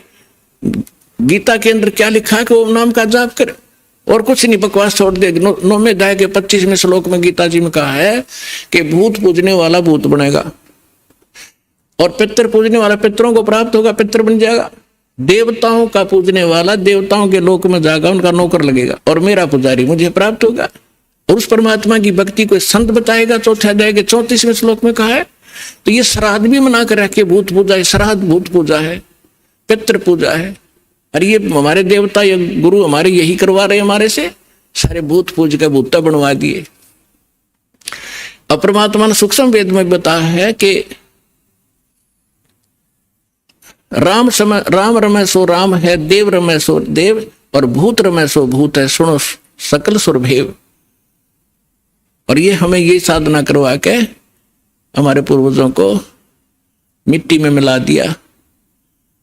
अब क्या बताना चाहते हैं कि गीता और भागवत पढ़े, न बुझ शब्द ठिकाने नु, और मन मथुरा दिल द्वारका नगरी, कहा फिर बरसाने नु। देख कांडले द्वार रखे हमारे से। क्या कहते हैं, मथुरा में किस लिए जाते हो? कि भगवान श्री कृष्ण की यहाँ रज चरण की रज डली हुई थी, और वहां जाने से मोक्ष होगा। गोवर्धन पर्वत को परमात्मा ने उठाया था, उसकी परिक्रमा करो गिरिराज की, मोक्ष हो जाएगा। भले आदमियों, पहले तो ये सोचो कि गोवर्धन गिरिराज को किस लिए उठाया था श्री कृष्ण जी ने? वो श्री कृष्ण जी ने कहा था इन देवताओं की पूजा छोड़ दो, एक भगवान की भक्ति करो, जैसा श्री कृष्ण जी को ज्ञान था। और फिर इवन देवताओं के राजा इंद्र की भक्ति भी बंद करवा दी, उसकी कढ़ाई कराया करते हुआ बंद करवा दी। इंद्र को क्रोध हुआ, ब्रज को डबोना चाहा, तब परमात्मा को याद करके, क्योंकि रामकृष्ण सतगुरु सहजादे कबीर भगवान के बच्चे हैं ये भी, और हमसे ज्यादा शक्तिशाली हैं, बड़े भक्ति युक्त से तभी थे उच्च पद को प्राप्त है। तो परमात्मा इनकी भी मदद करता जब ये हृदय से पुकारते हैं। और परमात्मा यही चाहते हैं कि ये जो आन उपासना हटे। तो श्री कृष्ण जी ने वो इसलिए गिरिराज उठाया था कि आन उपासना, देवी देवताओं की भक्ति बंद कर दो। और ये हमारे गुरु ये फिर वही करवाने लग रहे जो श्री कृष्ण जी बना किया करते थे, खा के इनको ज्ञान। अब श्री कृष्ण जी उस मथुरा ने छोड़कर द्वारका में गए थे। अगर वही पवित्र धरती होती और वहीं से मोक्ष होता तो वो द्वारका क्यों गए? तो गरीबदास सूक्ष्म वेद में कहा है कि भूमि भरोसा डूब है और कल्पत है त्यों देव। इस भूमि के जो आधार से आप ये मान बैठे हो कि मथुरा में जाने से और जीव का कल्याण होगा, या काशी में ही मोक्ष प्राप्त होता है, या भूल है आपकी? क्या बताना चाहते हैं कि मुक्ति खेत मथुरापुरी, वह कीन्या कृष्ण कलोल, और कंस केसी चाणूर से वह फिरते डामाडोल। कर्म प्रधान है, जैसे कर्म करोगे चाहे मथुरा में करो चाहे काशी में करो, कर्म का फल मिलेगा, धरती कुछ लाभ नहीं देगी। क्या संदेश क्या दिया है यहाँ इस सेंटेंस में, समृतवाणी में, कि यदि आप मथुरा को मोक्ष अक्षेत्र मानते हो, और किस लिए कि वहां श्री कृष्ण जी किलोल किया करते थे, घूमा फिरा करते थे, रास करते थे। उसी मथुरा में कंस था, केसी और चाणूर जैसा न बकलतरू आया, उनकी ब्रैन माटी हुई, उनको नरक स्थान मिला। उन कर्म माड़े किए तो अच्छे कर्म कहीं बैठ के कर लो, सद्भक्ति करो, उसी से लाभ होगा।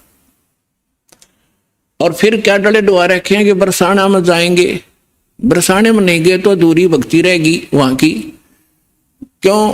क्योंकि राधा जी बरसाने की लड़की थी और श्री कृष्ण जी की प्रेमिका थी। अब वहां के लोग, जो बरसाना के लोग इतने भ्रमित हैं, वो क्या कहते हैं, एक दूसरे को राम राम भी नहीं बोलते।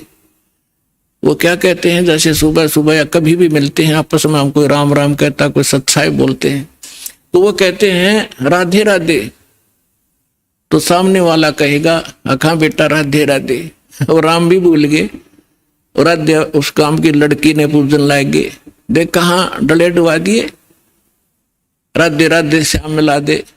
वो बरसाना में सिफारिश लुआन जाओ राधे की कि कृष्ण से मिला दे, कृष्ण ने मिलकर के कला टूट जाएगा, वो आप जन्म मृत्यु के अंदर। तो पुण्यात्माओं, इस काल के दूतों ने यो 9 मन सूत उलझा रखा है अज्ञान का। ऋषिदास की ड्यूटी लादी परमात्मा ने साची कहन की। एक बार तो सबको दुख होता है, पर बाद में आनंद बहुत आता है। पुण्यात्माओं, ये अन्य जितने भी ऋषि महर्षि आप देखते हो, संत, ये वही बातें कहते हैं, वही ज्ञान बताते हैं जो जनता को स्वीकार्य है। जैसे आप बहुत से संतों के बारे में सुनते हो, आसाराम जी जैसे क्या कहते हैं, 7-8 मंत्र बता देते हैं, जो तुमने अच्छा लगे वो सुन लो। वो गुरु हैं, कमाल की बात कर दिया। जैसे कि डॉक्टर के पास कोई मरीज जाता है और उसके आगे 7-8 प्रकार के कैप्सूल डाल दे कि उठा ले जो सा तुझे पसंद हो, रोग कट जाएगा। खाक डॉक्टर है वो, डॉक्टर से ये बताएगा ये टेबलेट है, इस समय लेनी है, और ये इसके परहेज हैं, और ऐसे ऐसे वो डॉक्टर होता है। तो इस प्रकार हमारे धर्म गुरुओं ने हमारे इस भक्ति मार्ग का बट्ठा बैठा दिया। पुण्यात्मा, जैसे एक हमारे यहाँ भी वो एक वृद्ध है, 60 साल वर्ष का था, सन 2000 की बात है। हम यात्रा पर गए थे परमात्मा के वो मगर देखने के लिए बच्चों को, क्योंकि उसमें थोड़ी संगत थी। इनको दिखाकर काशी में लहर तारा तालाब दिखाया, इनको ये दृढ़ हुए, फिर उन्होंने लाखों को दृढ़ कर दिया कि सचमुच हम देख कर आए हैं। बाकी वहां जाना सिर्फ मोक्ष नहीं, लेकिन अपना तीर्थ स्थल, अपना विश्वास दृढ़ करने के लिए हम गए थे। तो रास्ते में एक्सीडेंट हो गया किसी कारण से, जिस बस में वो बूढ़ा बैठा था उसकी टांग फ्रैक्चर होगी।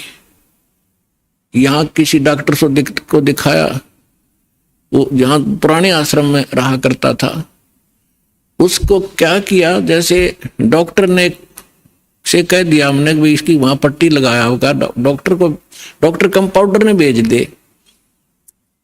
और वो बूढ़ा जाते ही नो कह, क्योंकि जख्म था उसके ऊपर से जो पट्टी उतार के, और उसके अंदर जो जख्म बना हुआ था उसको जरा सा भी हाथ लावे और वो नौका मर गया। तो कंपाउंडर क्या करे, उसी के ऊपर ऐसे ही थोड़ी सी पट्टी लगावे, दवाई लगा और पट्टी बांध जावे। रोजाना के 20 रुपये ले ले, 5-7 उसके होंगे, 2-4 5-10 डॉक्टर के होंगे उसमें से।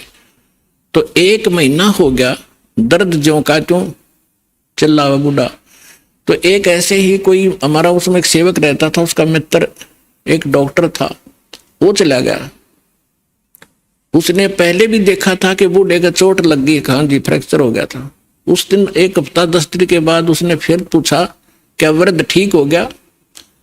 तो उस भक्त ने बताया जी ठीक अभी हुआ नहीं है। तो उसने कहा चलो मैं देखता हूं। उसने जाकर देखा, वो पट्टी उतारी, उसमें मवाद भरा और इतना बड़ा सूज रहा वो। तो उसने कहा, इसने तो बैठा दिया, भाई कौन ऐसा डॉक्टर, ये तो मवाद निकालने पार पड़ेगी।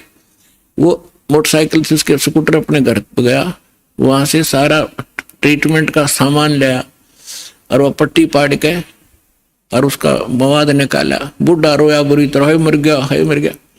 वो कहने लगा, बाबा जी थोड़ी सी देर मर लेगा फिर ठीक हो जाएगा, ये दर्द 5 मिनट का है, फिर कति सुख हो जाना, टांग कटेगी तेरी। ऐसा जुल्म कर दिया इस नालायक ने। तो पुण्यात्मा उसने करके साफ और लगा के दवाई, पेन किलर दवाई गोली दे दी। तीसरे दिन जख्म भर गया बुढ़े का और 1 हफ्ते में कति चालन ठीक हो गया।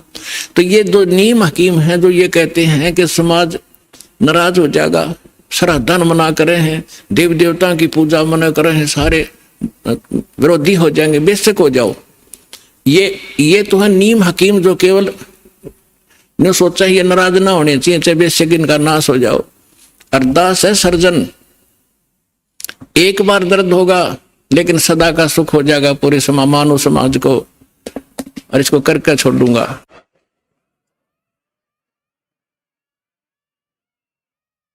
तो यहाँ क्या बताना चाहते हैं परमात्मा के मन मथुरा दिल द्वारका नगरी, कहाँ फिरता बरसाने नु। इस मन से और दिल साफ करके भक्ति कर सच्चे परमात्मा की सच्ची साधना कर, कहाँ बरसाने में भटक रहा है। फिर क्या बताते हैं कि जब फरमान धनी का आवे, को राखे घर जाने नु, जा सतगुरु का शरणा लीजे, जो मेटे जम तलबाने नु। मैं तो दे दी है बालम याने नु, मैं तो दे दी है बालम याने। अब क्या बताया है गरीबदास साहिब जी ने कि जिस समय आपके प्रारब्ध में, आपके किस्मतानुसार जब आपकी मृत्यु आ गई और यम के दूत आपको लेने आएंगे, तो कोई नहीं रोक सकता उसको। मासा घटे न तिल बधे, विद ना लिखे जो लेख। तो कैसे, अब यहां क्या बताना चाहते हैं कि यदि आपकी मृत्यु का समय आ गया और चाहे आप 30 वर्ष, 40 वर्ष, 50 वर्ष के हो, 10 वर्ष के हो, 2 वर्ष के हो, 4 वर्ष के हो, तो आपकी मृत्यु होगी ही होगी। फिर क्या बताते हैं कि जा सतगुरु का शरणा लीजिए, जो मिटे जम तलबाने नु। तलबाना माने जैसे सम्मन आते हैं कोर्ट से, और उस उच्च कोर्ट से या राष्ट्रपति से उसका सटे मिल जाता है, तो वो सम्मन वापस हो जाते हैं। तो यहां क्या बताना चाहते हैं कि जब फुरमान धनी का आया, आदेश आ गया, यहां जो विधाता ने विधान बना रखा है, तो को राखे घर जाने नु, और जा सतगुरु का शरणा लीजिए, मिटे जम तलबाने नु। धर्मराज दरबार में देई कबीर तलाक, मेरे भूले चुके हंस को तू पकड़िए मत कजाक। बोले पुरुष कबीर से धर्मराज कर जोड़े, तुमरे हंस को पकड़ो नहीं मुझे 2 ही लाख करोड़े। फिर क्या बताते हैं, धर्मराज ने फिर विनती की, प्रभु हे परमेश्वर, यहाँ का एक विधान है इस हमारे लोक का कि जैसा कर्म जिसने किया है वो दोनों भोगने पड़ेंगे, पुण्य भी और पाप भी। तो वो तो मैंने दंड देना पड़ेगा, उसका कोई समाधान बताओ। तो क्या बताते हैं कि कर्मों से तीरथ हैं वो अब जो जपे कबीरे, उनको तो पकड़ना पड़ेगा और जड़नी पड़े जंजीरे। वो तो मेरे बस की बात नहीं, मेरी विधान है परमात्मा। तब परमात्मा कबीर जी ने कहा कि कर्म भ्रम ब्रह्मांड के, मैं पल में कर होने से, जिन हमारी 2 ही दी सो करो हमारे पैसे। कहते हैं ये कर्म भ्रम तुमने यहाँ इनको मिसगाइड करके बुरे जुल्म करवा रहे हो तुम। ये कर्म भ्रम ब्रह्मांड के मैं पद्म कर दूं नेस, इन पर कलम मार दूंगा, इनको खत्म कर दूंगा। और जिन्होंने मेरी दुहाई दी वो करो हमारे पेश, उसका अकाउंट भी मत लेना तू। तो ये ज्ञानदास सुनाता ही रहता है, परमात्मा की अमरवाणी है, कोई डूम बाट के गीत नहीं, उस सच्चे परमेश्वर का बताया हुआ सच्चा विधान है। और ये ज्यों का त्यों है। परमात्मा ने कहा कि जो ये कह दे मेरे पास, तेरे पास आके मैं परमेश्वर कबीर जी का भक्त हूं, उसका अकाउंट भी मत लेना। जो मेरा सत्य साधक हो और किसी गलती से वो तुम ले भी आए हो तो मेरे पास भेज देना, करो हमारे पेश।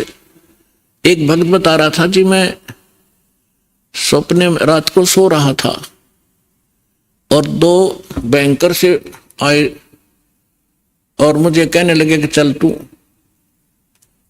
मैं उठकर चल पड़ा उनके साथ साथ। और जब पहुंच गए ना, एक बड़ी सी बिल्डिंग दिखाई दी थी, उसके निकट जाकर मैंने पूछा भी कहाँ ले जा रहे हो तुम मुझे? वो कहने लगे हम तुझे धर्मराज के पास ले जाएंगे और वहां तेरा लेखा जोखा होगा, फिर उसके बाद आगे जैसे आदेश होगा तेरा आगे फिर हम उसके बाद बताएंगे। तो कहने लगा तुम यम के दूत हो? हाँ, कहाँ यम के दूत हैं। तो उसको बात याद आ गई कि हमने ज्ञान में सुना है, गुरुजी बताते हैं परमात्मा कबीर जी के भक्त को और यम के दूत नहीं पकड़ सकते। तो मैं उनके साथ झगड़न लग गया गुट्टम गुट्टा कि तुम मुझे नहीं ले जा सकते, छोड़ो। तो काफी देर मेरा उनका झगड़ा हुआ। तो मैंने बताया कि मैं कबीर परमेश्वर की भक्ति करता हूँ, सच्चे सतगुरु की शरण में हूं, तुम कैसे ले जा सकते हो? और नहीं तो पूछ लो तुम्हारे उस जिसके पास मुझे ले जा रहे हो। तो उन्होंने देखा कि बड़ा दृढ़ता से बोल रहा है। उसने कहा, एक ने कहा कि तू यहाँ खड़ा रहे, मैं पता करके आता हूं। कहते वो अंदर गया, उसने मुझे आवाज सुनाई दे। उसने पूछा कि महाराज ऐसे ऐसे, वो कह रहा है कि मैं कबीर जी का शिष्य हूं, भक्त हूं और तो मुझे नहीं ग्रहण कर सकते। धर्मराज से कहा। धर्मराज ने अकाउंट देखा, वो दोबारा खोल कर देखा कि निकम्मे कित ले आई इसने, इसको वापस छोड़ दो फटाफट, मुन्ने भी मरवाओगे तुम। तो तभी वापस आया और कहने लगा अरे छोड़, इसने बला ने ऊपर तो पटक दिया मैं और न्यू आऊं जैसे गोते खाता हुआ, झटके लगता हुआ, और एकदम बॉडी में प्रवेश किया। और जब मैं उठा पसीना पसीना हो रहा, मेरी जाग खुल गई, नींद खुल गई और काफी देर तक मेरा शरीर सुन रहा, मैं हिल डुल नहीं सका, हिल डुल नहीं पाया। यदि मुझे ऐसी स्थिति मेरे शरीर की ना होती तो मैं सपना मानता इसको। तो उस दिन के बाद कह रहा कि और गणा दृढ़ विश्वास हो गया परमात्मा पे। तो यहाँ गरीबदास जी उसी परमात्मा की समर्थता बता रहे हैं कि जब फरमान धनी का आवे को राखे घर जाने नु, कौन बचाओ वहां जाने से? और जा सतगुरु का शरणा लीजे मेट जम तल बाणे नु, मैं तो दे दी बालम याने नु, मैं तो दे दिए बालम याने नु। उत्तर दक्षिण पूरब पश्चिम तो फिरता दाने दाने नु। इस समर्थ की शरण में आने से आपको इतनी बरकत देगा यू भगवान, थोड़े काम में घना सुख, घना फायदा होगा। और आप उल्ट साधना करते हो, गलत साधना कर करके और अपना कर्म बिगाड़ दिए, भक्ति नाश कर ली। जिस साधना से आप कर रहे हो, इससे आपको कोई बेनिफिट होने वाला नहीं है। यहाँ क्या बताते हैं? उत्तर दक्षिण पूरब पश्चिम फिरदा दाने दाने नु, सर्व कला सतगुरु साहेब की हरि आए हरि आने नु। तुम तो कहते हो कि भगवान हमने मिलता नहीं, और भगवान हरियाणे में आए और मुझे मिले, सतलोक लेकर गए, फिर वहां पे छोड़ा। और पुण्यात्माओं आगे फिर गरीबदास जी क्या बताते हैं? मत दे दी है बाल में बैरे नू, मैं तो दे दी है बाल में बैरे नू, मैं तो दे दी बैरे नू मत दे दिए बालम बैरे नू। संसारी दी गल्ला चिने ना बूझे शब्द जो गहरे नू। संसारी दी गल्ला चिने नहीं बूझे शब्द जो गहरे नू। ये मुर्दों से ती प्रीत लगावे न जाने सतगुरु मेरे नू। मुर्दों से ती प्रीत लगावे न जाने सतगुरु मेरे नू। मैं तो दे दी है बालम बैरे नू, मत दे दी है बालम बैरे नू। श्वेत छतर सिर मुकुट विराजे देखत ना उस चेहरे नू।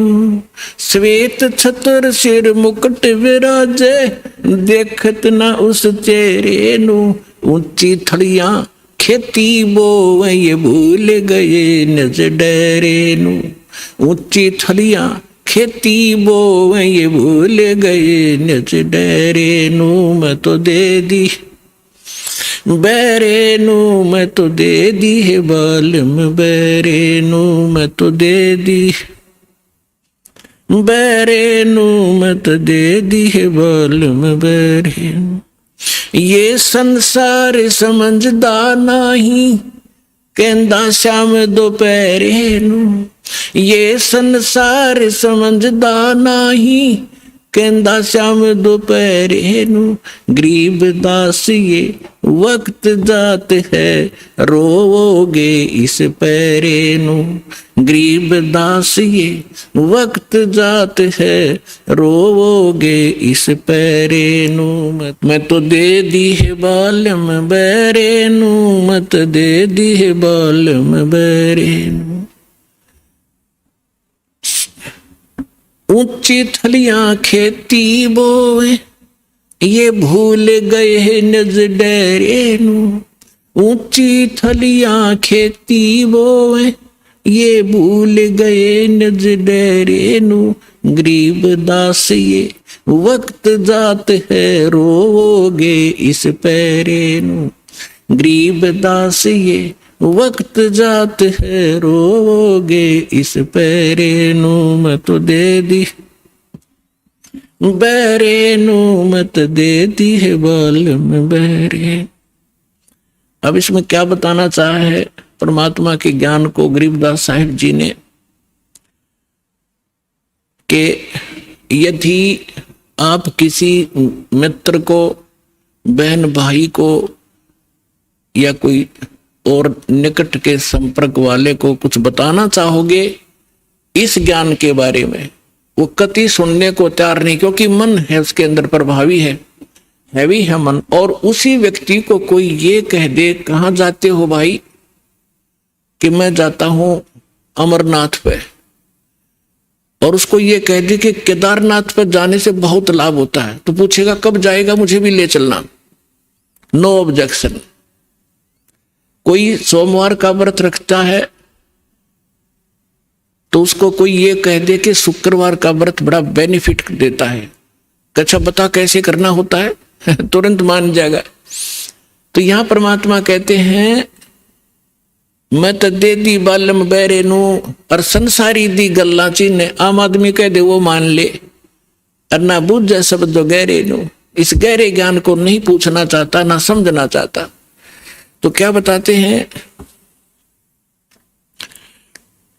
संसारी दी गल्ला चिन्ह नहीं बूझे शब्द जो गहरे नू। ये मुर्दों से ती प्रीत लगावे न जाने सतगुरु मेरे। अब जैसे प्रत्येक गांव में किसी तालाब के ऊपर या किसी अन्य स्थान पर कोई संत साधक मर गया, मृत्यु को प्राप्त हुआ, उसकी यादगार बना ली, वह माथा टेकन लाग गए सारे, पूरा गांव का गांव। का हमारे तो दादा लाई पूजा है यार। अरे कोई विवेक तो लो। देखो जैसे ठीक है वो संत अच्छे होंगे जो आज तक पूजे हैं, लेकिन उस समय जो उस जीवित समय में उसके जैसा भी वो संत था, जैसी भी भक्ति साधना थी उसके पास, तो उससे उस समय लाभ तो मिल सकता था। जब वो वर्तमान में था। अब तो वैसे उसकी महिमा वैसे ठीक आदर करते रहो, लेकिन मोक्ष कति नहीं, लाभ नहीं मिलेगा। जैसे कोई डॉक्टर है, वैद्य है, और वो बहुत अच्छा वैद्य था और खूब अच्छी दवाई देता था, रोग नाश कर देता था, ठीक है। तो उस समय जो उसके संपर्क में आए तो उनका वो लाभ मिला। उसकी मृत्यु होगी, मृत्यु के बाद उसकी यादगार बना दी। और वहां फिर अब कोई जावे उस वैद्य से ये कहने कि वैद्य जी मेरा मलेरिया हो गया, दवाई बताइयो, वह वैद्य की मूर्ति वह दवा काम नहीं कर सकती, जो ओरिजिनल जीवित कराया करता था। तो यह भूल मारा ईब तई लाग रही थी, अब मिटेगी। तो क्या कहते हैं, मुर्दों से ती प्रीत लगावे, ना बूझे शब्द जो गहरे नो। मुर्दों से ती प्रीत लगावे, ना जाने सतगुरु मेरे नू। मैं तो दे दी है बालम बेरे नू, मैं तो दे दी है बालम बेरे नू। फिर क्या बताते हैं, श्वेत छतर सिर मुकुट विराजे। निराकार निराकार का ढोल पीट रखा था। कहते उस सफेद अरस कुर्स पर सफेद गुम्मट है, जहां सतगुरु, जहां परमात्मा का डेरा, वहां एक बहुत बड़ा सुंदर महल है परमात्मा का, उस बहुत सुंदर गुम्बद टाइप है, उसके अंदर परमात्मा विराजमान है। सिंहासन के ऊपर सिर पे मुकुट है और ऊपर श्वेत छत्र परमात्मा के तना हुआ है। श्वेत छत्र सिर मुकुट विराजे, देखत ना उस चेहरे नू। श्वेत छत्र सिर मुकुट विराजे, देखत ना उस चेहरे नो। ऊंची थलियां खेती बो ये भूल गए निज डेरे। ऊंची थलियां खेती बो ये भूल गए निज डेरे। अब क्या बताना चाहते हैं कि परमात्मा साकार है, मनुष्य सदृश्य है, सभी सदग्रंथों से दास ने प्रमाणित कर दिया आपके समक्ष। और जिन महापुरुषों ने भगवान मिले, सचखंड लेकर गए अपने निज स्थान पर, फिर उनको वापस छोड़ा, उन्होंने अपनी अमृतवाणी में एफिडेविट दे रखा है कौन है भगवान, कहाँ रहता है, कैसी सूरत है और क्या नाम है उसका। तो इन सभी प्रमाणों से आपको सिद्ध हो जाएगा कि कौन है भगवान और कैसी लीला करता है वो मालिक।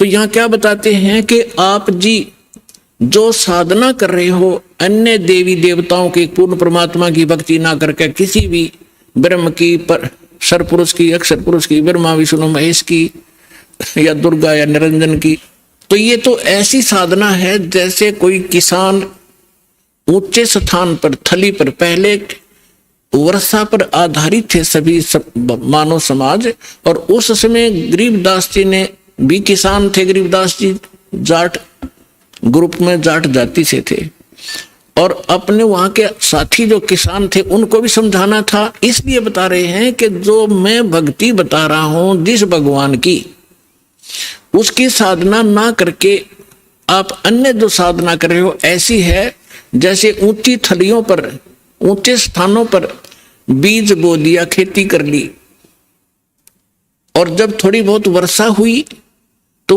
उस थलियों का पानी एक समतल स्थल पर, डहर बोलते थे उसको, डहर, वहां आकर इकट्ठा हो जाता था, और उस स्थान को, डहर के अंदर पानी वर्षा भी और आसपास के ऊंचे क्षेत्र का उसी में आ जाता था।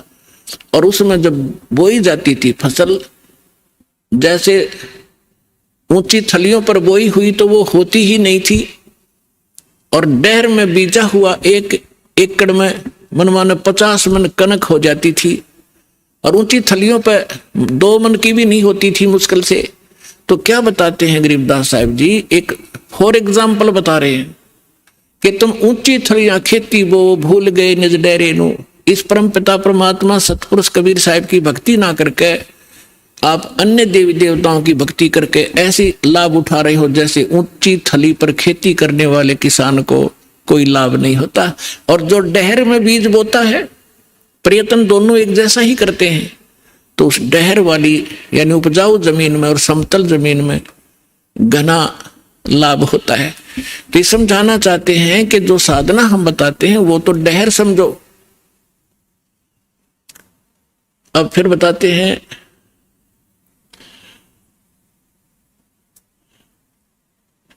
गोता मारूं स्वर्ग में जा बैठूं पाताले, गरीबदास ढूंढता फेरूं अपने हीरे मोती लाल।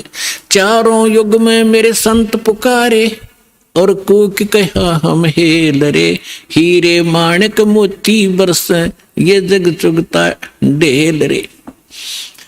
अब परमात्मा कबीर जी से प्राप्त ज्ञान को कैसे विश्लेषण कर रहे हैं गरीबदास जी। कबीर साहब बता रहे हैं कि चारों युगों में मैं आया, अच्छी आत्माओं को मिला, उनको तत्व ज्ञान और यथार्थ स्थान से परिचित करवाया, सतभक्ति से परिचित कराया, और ये चारों युग में संत पुकारे और कूक कहा हम हेल रे, हीरे माणिक मोती बरसे ये जग चुगता ढेल रे। हम तत्व ज्ञान और यथार्थ साधना रूपी हीरे मोती लालों को बखेर रहे हैं, और आप जी इस ज्ञान से परिचित न होने के कारण इन लाल और हीरे मोतियों को ग्रहण ना करके कंकर पत्थर, आन उपासना रूपी कंकर पत्थर इकट्ठे कर रहे हो, जो तुम्हें बाद में कोई लाभ नहीं देगी। उसी को यहां प्रमाणित कर रहे हैं।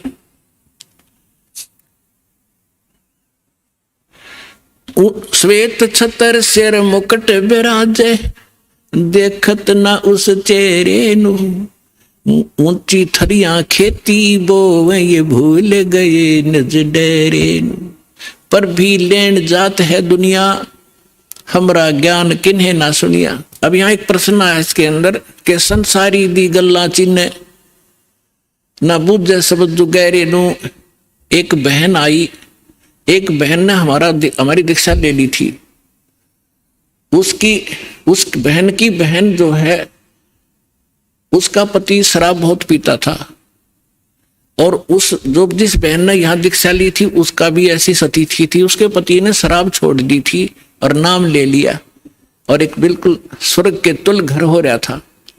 तो उसकी बहन का वहां आना हो गया, जो दीक्षा किसी और से ले रखी थी, किसी दूसरे पंथ से, और साथ में दूसरी साधना भी करती थी अपनी जो परंपरागत प्रचलित। उसका पति शराब पीता था, बहुत पीटता था, कभी गली में भी खड़ी कर देता रात में शराब के नशे में। अब मैं बाहर खड़ी रहती हूँ, कुंडी लगा के भीतर पड़ के सो जाता, सवेरे उतरे शराब जब खुल कुंडी ने, इतनी दुखी हूं मैं। तो उस बहन ने कहा कि आप मेरे गुरुजी के पास चलो, वह नाम ले लो और तेरा पति भी शराब छोड़ देगा। तो वह बहन अपनी बहन के साथ हमारे पास आ गई करोथा आश्रम में। जब थोड़ी सी संगत थी, हम ऐसे बाहर बैठे सारा बैठे रहते थे, सारे 10 20 50 100 भक्त आते थे दिन में, मुश्किल से 10 20।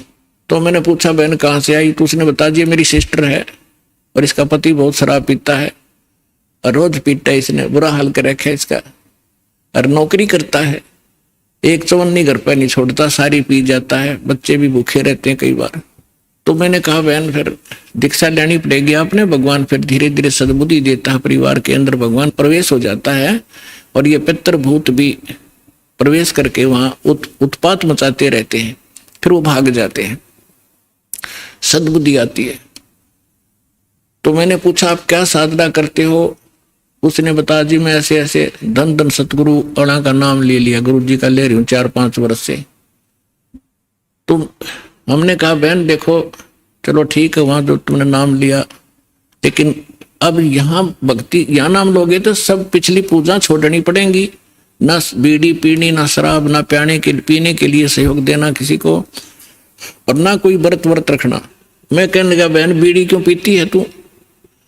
ने बोली जी बीड़ी मैं पहले ना पिया करती, नाम लेने के बाद पीने लगी। मगा कमाल की बात है, दीक्षा लेने पीछे पाछे छोड़ा करें कि बुराई ग्रहण थोड़ी करते हैं।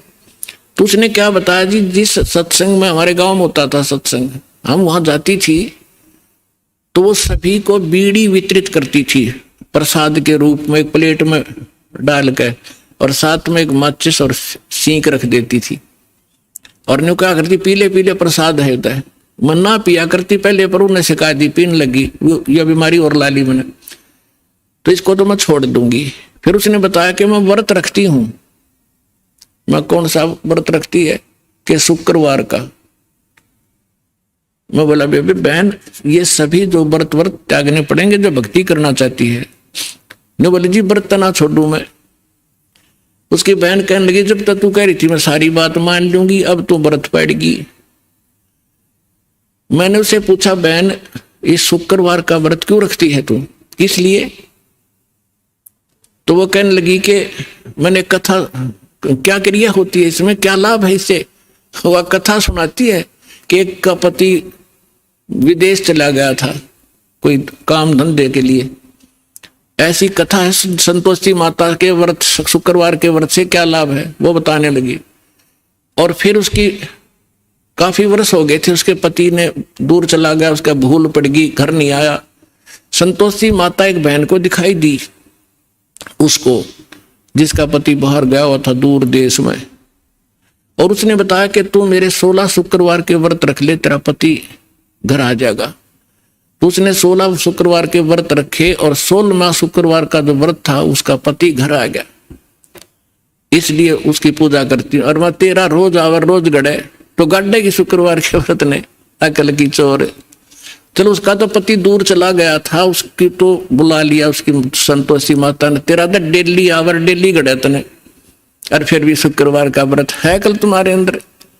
तो यहां परमात्मा कहते हैं कि संसारी दी गल्ला चीने ना बूझे शब्द जो गहरे नु, सच्चाई से परिचित ना होना चाहते हैं और ऊंची थलियां खेती वो ये भूल गए निज डेरे नु। फिर क्या बताते हैं कि ये संसार समझदा नहीं कहंदा श्याम दोपहरे नु। अपने आत्माओं 7-8 सत्संग यहां से हुआ था। भाई तन दर सुखिया कोई ना देखा, जो देखा सो दुखिया हो, उदय अस्त की बात करते हैं, मन सबका किया विवेका हो, सबका किया विवेका हो। यहां पर कहते हैं झूठे सुख को सुख है ये मान रहा मनमोद, ये सकन से बिना काल का कुछ मुख में कुछ गोद। तो क्या बताना चाहते हैं आदरणीय गिरिदास साहिब जी कि ये संसार समझदा नहीं कहंदा श्याम दोपहरे नु। जैसे एक शराब पिए पड़ा था, जेठ जून का महीना, हरियाणा क्षेत्र, पंजाब, राजस्थान, उत्तर प्रदेश। इसमें जून के अंदर एक भयंकर गर्मी गिरती है और शराब पी कर बाहर पड़ा बिल्कुल मैदान में। और उसका साथी कहता है कि उठ ले भाई, बहुत दुखी है तू, मुंह में झागा रे, पसीना पसीना, रेते में लेटा हुआ है, उठ तुझे छाया में लेटा देता हूं। वो शराब के नशे में कहता है छेड़ना मौजूरी है, वहां धूप में पड़ा है, रेत के अंदर पड़ा है, पसीना पसीना है, और उसको कहता छोड़ दे मौजूरी है। तो परमात्मा कहते तुमने भांग पी रखी काल की, कबीर ये माया अटपटी सब गट आनड़ी, और किस किस ने समझाऊं या कुआ भांग पड़ी। तो ऐसे हम इस दुख को सुख मान रहे हैं इस नशे के अंदर। फिर क्या बताते हैं, जैसे एक रिश्तेदार दूसरे रिश्तेदार को यानी मित्र या रिश्ते रिलेटिव को कोर्ट में मिला कचहरियों में, और वहां मिलते ही हाथ मिलाते हैं और कहते और क्या हाल है, अकमौज हो रही है। कोर्ट में मौज का क्या काम, वहां तो घी बंधी रहती है, कोर्ट में भी मौज है। वहां गए हैं व्यक्ति को 2 मिनट में चिंता रहती है, वकील नहीं आया, गवाह नहीं आया, फलाना नहीं आया, और फिर और क्या हाल है, ठीक ठाक मौज है। कोर्ट में जाने वाले व्यक्ति को भी मौज है। फिर हॉस्पिटल में गया, किसी का कोई बच्चा बीमार था, मित्र आए वहां मिलने के लिए।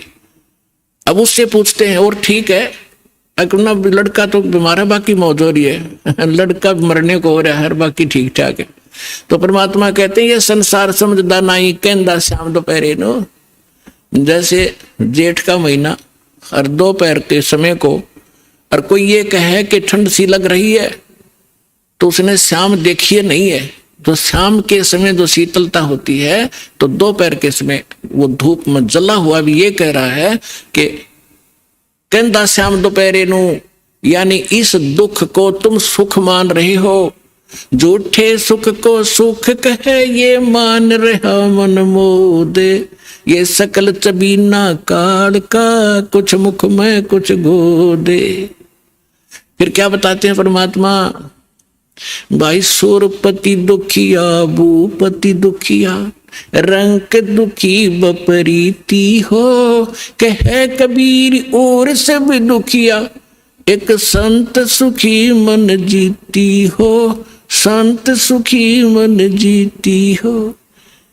सुरपति देवताओं का राजा इंद्र भी दुखिया, और पूरी पृथ्वी का राजा भी दुखिया, और रंक तो स्वाभाविक दुखी, जो गरीब है वो तो दुखी है ही है। तो परमात्मा ने बताया है, कहे कबीर और सब दुखिया, एक संत सुखी मन जीती हो।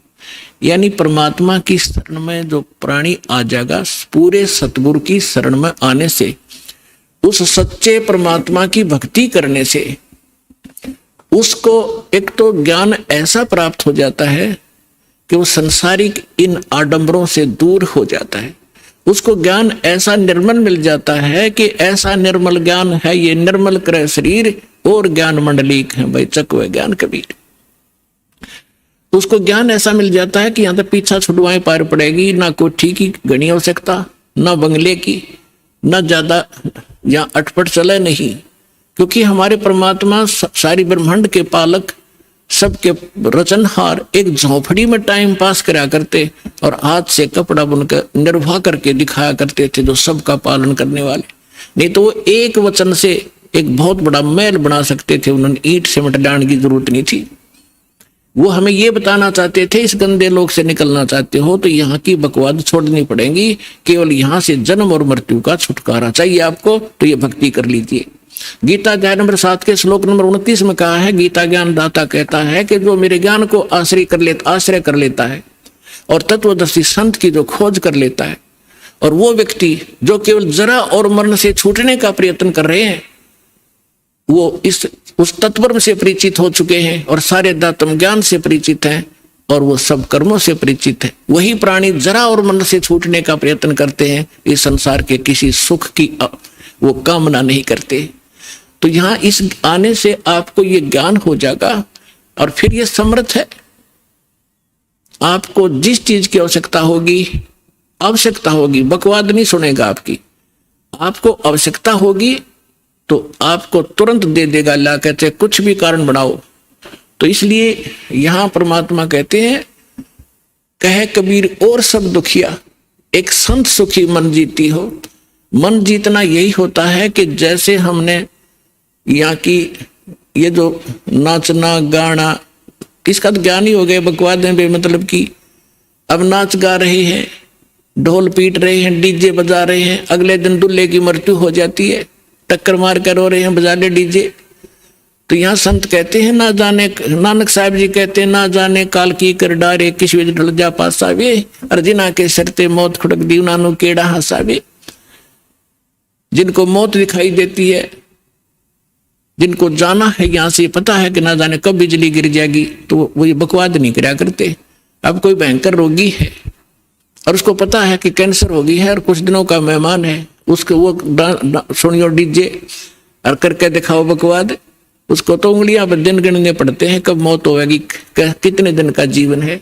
तो हम सबको कैंसर है। परमात्मा कहते हैं कि जग सारा रोगी आरे, जिन सतगुरु वैद न जाना, जग सारा रोगी आरे। जन्म मरण का रोग लगा या तृष्णा बढ़ी खांसी, और आवागमन की डोर गले में पड़ी काल की फांसी। तो हमने ये काल की फांसी दिखाई देनी चाहिए, और यहाँ से जब निकलने की जब श्रद्धा बनाएंगे तो हमारा मन जीता जाएगा, तब मन जीता जाएगा।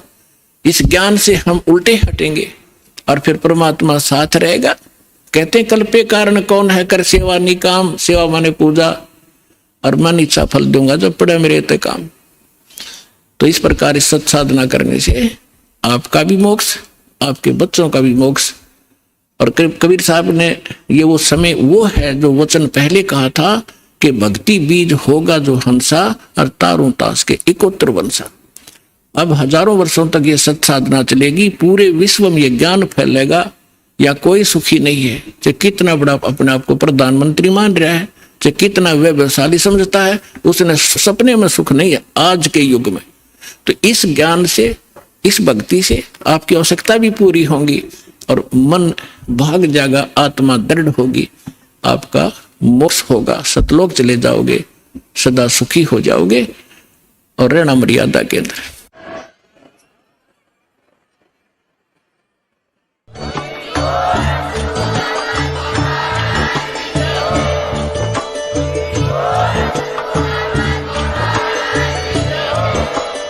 आप सुन रहे थे जगत गुरु तत्वदर्शी संत रामपाल जी महाराज जी के मंगल प्रवचन। अधिक जानकारी के लिए विजिट कीजिए हमारी वेबसाइट www.jagatgururampalji.org।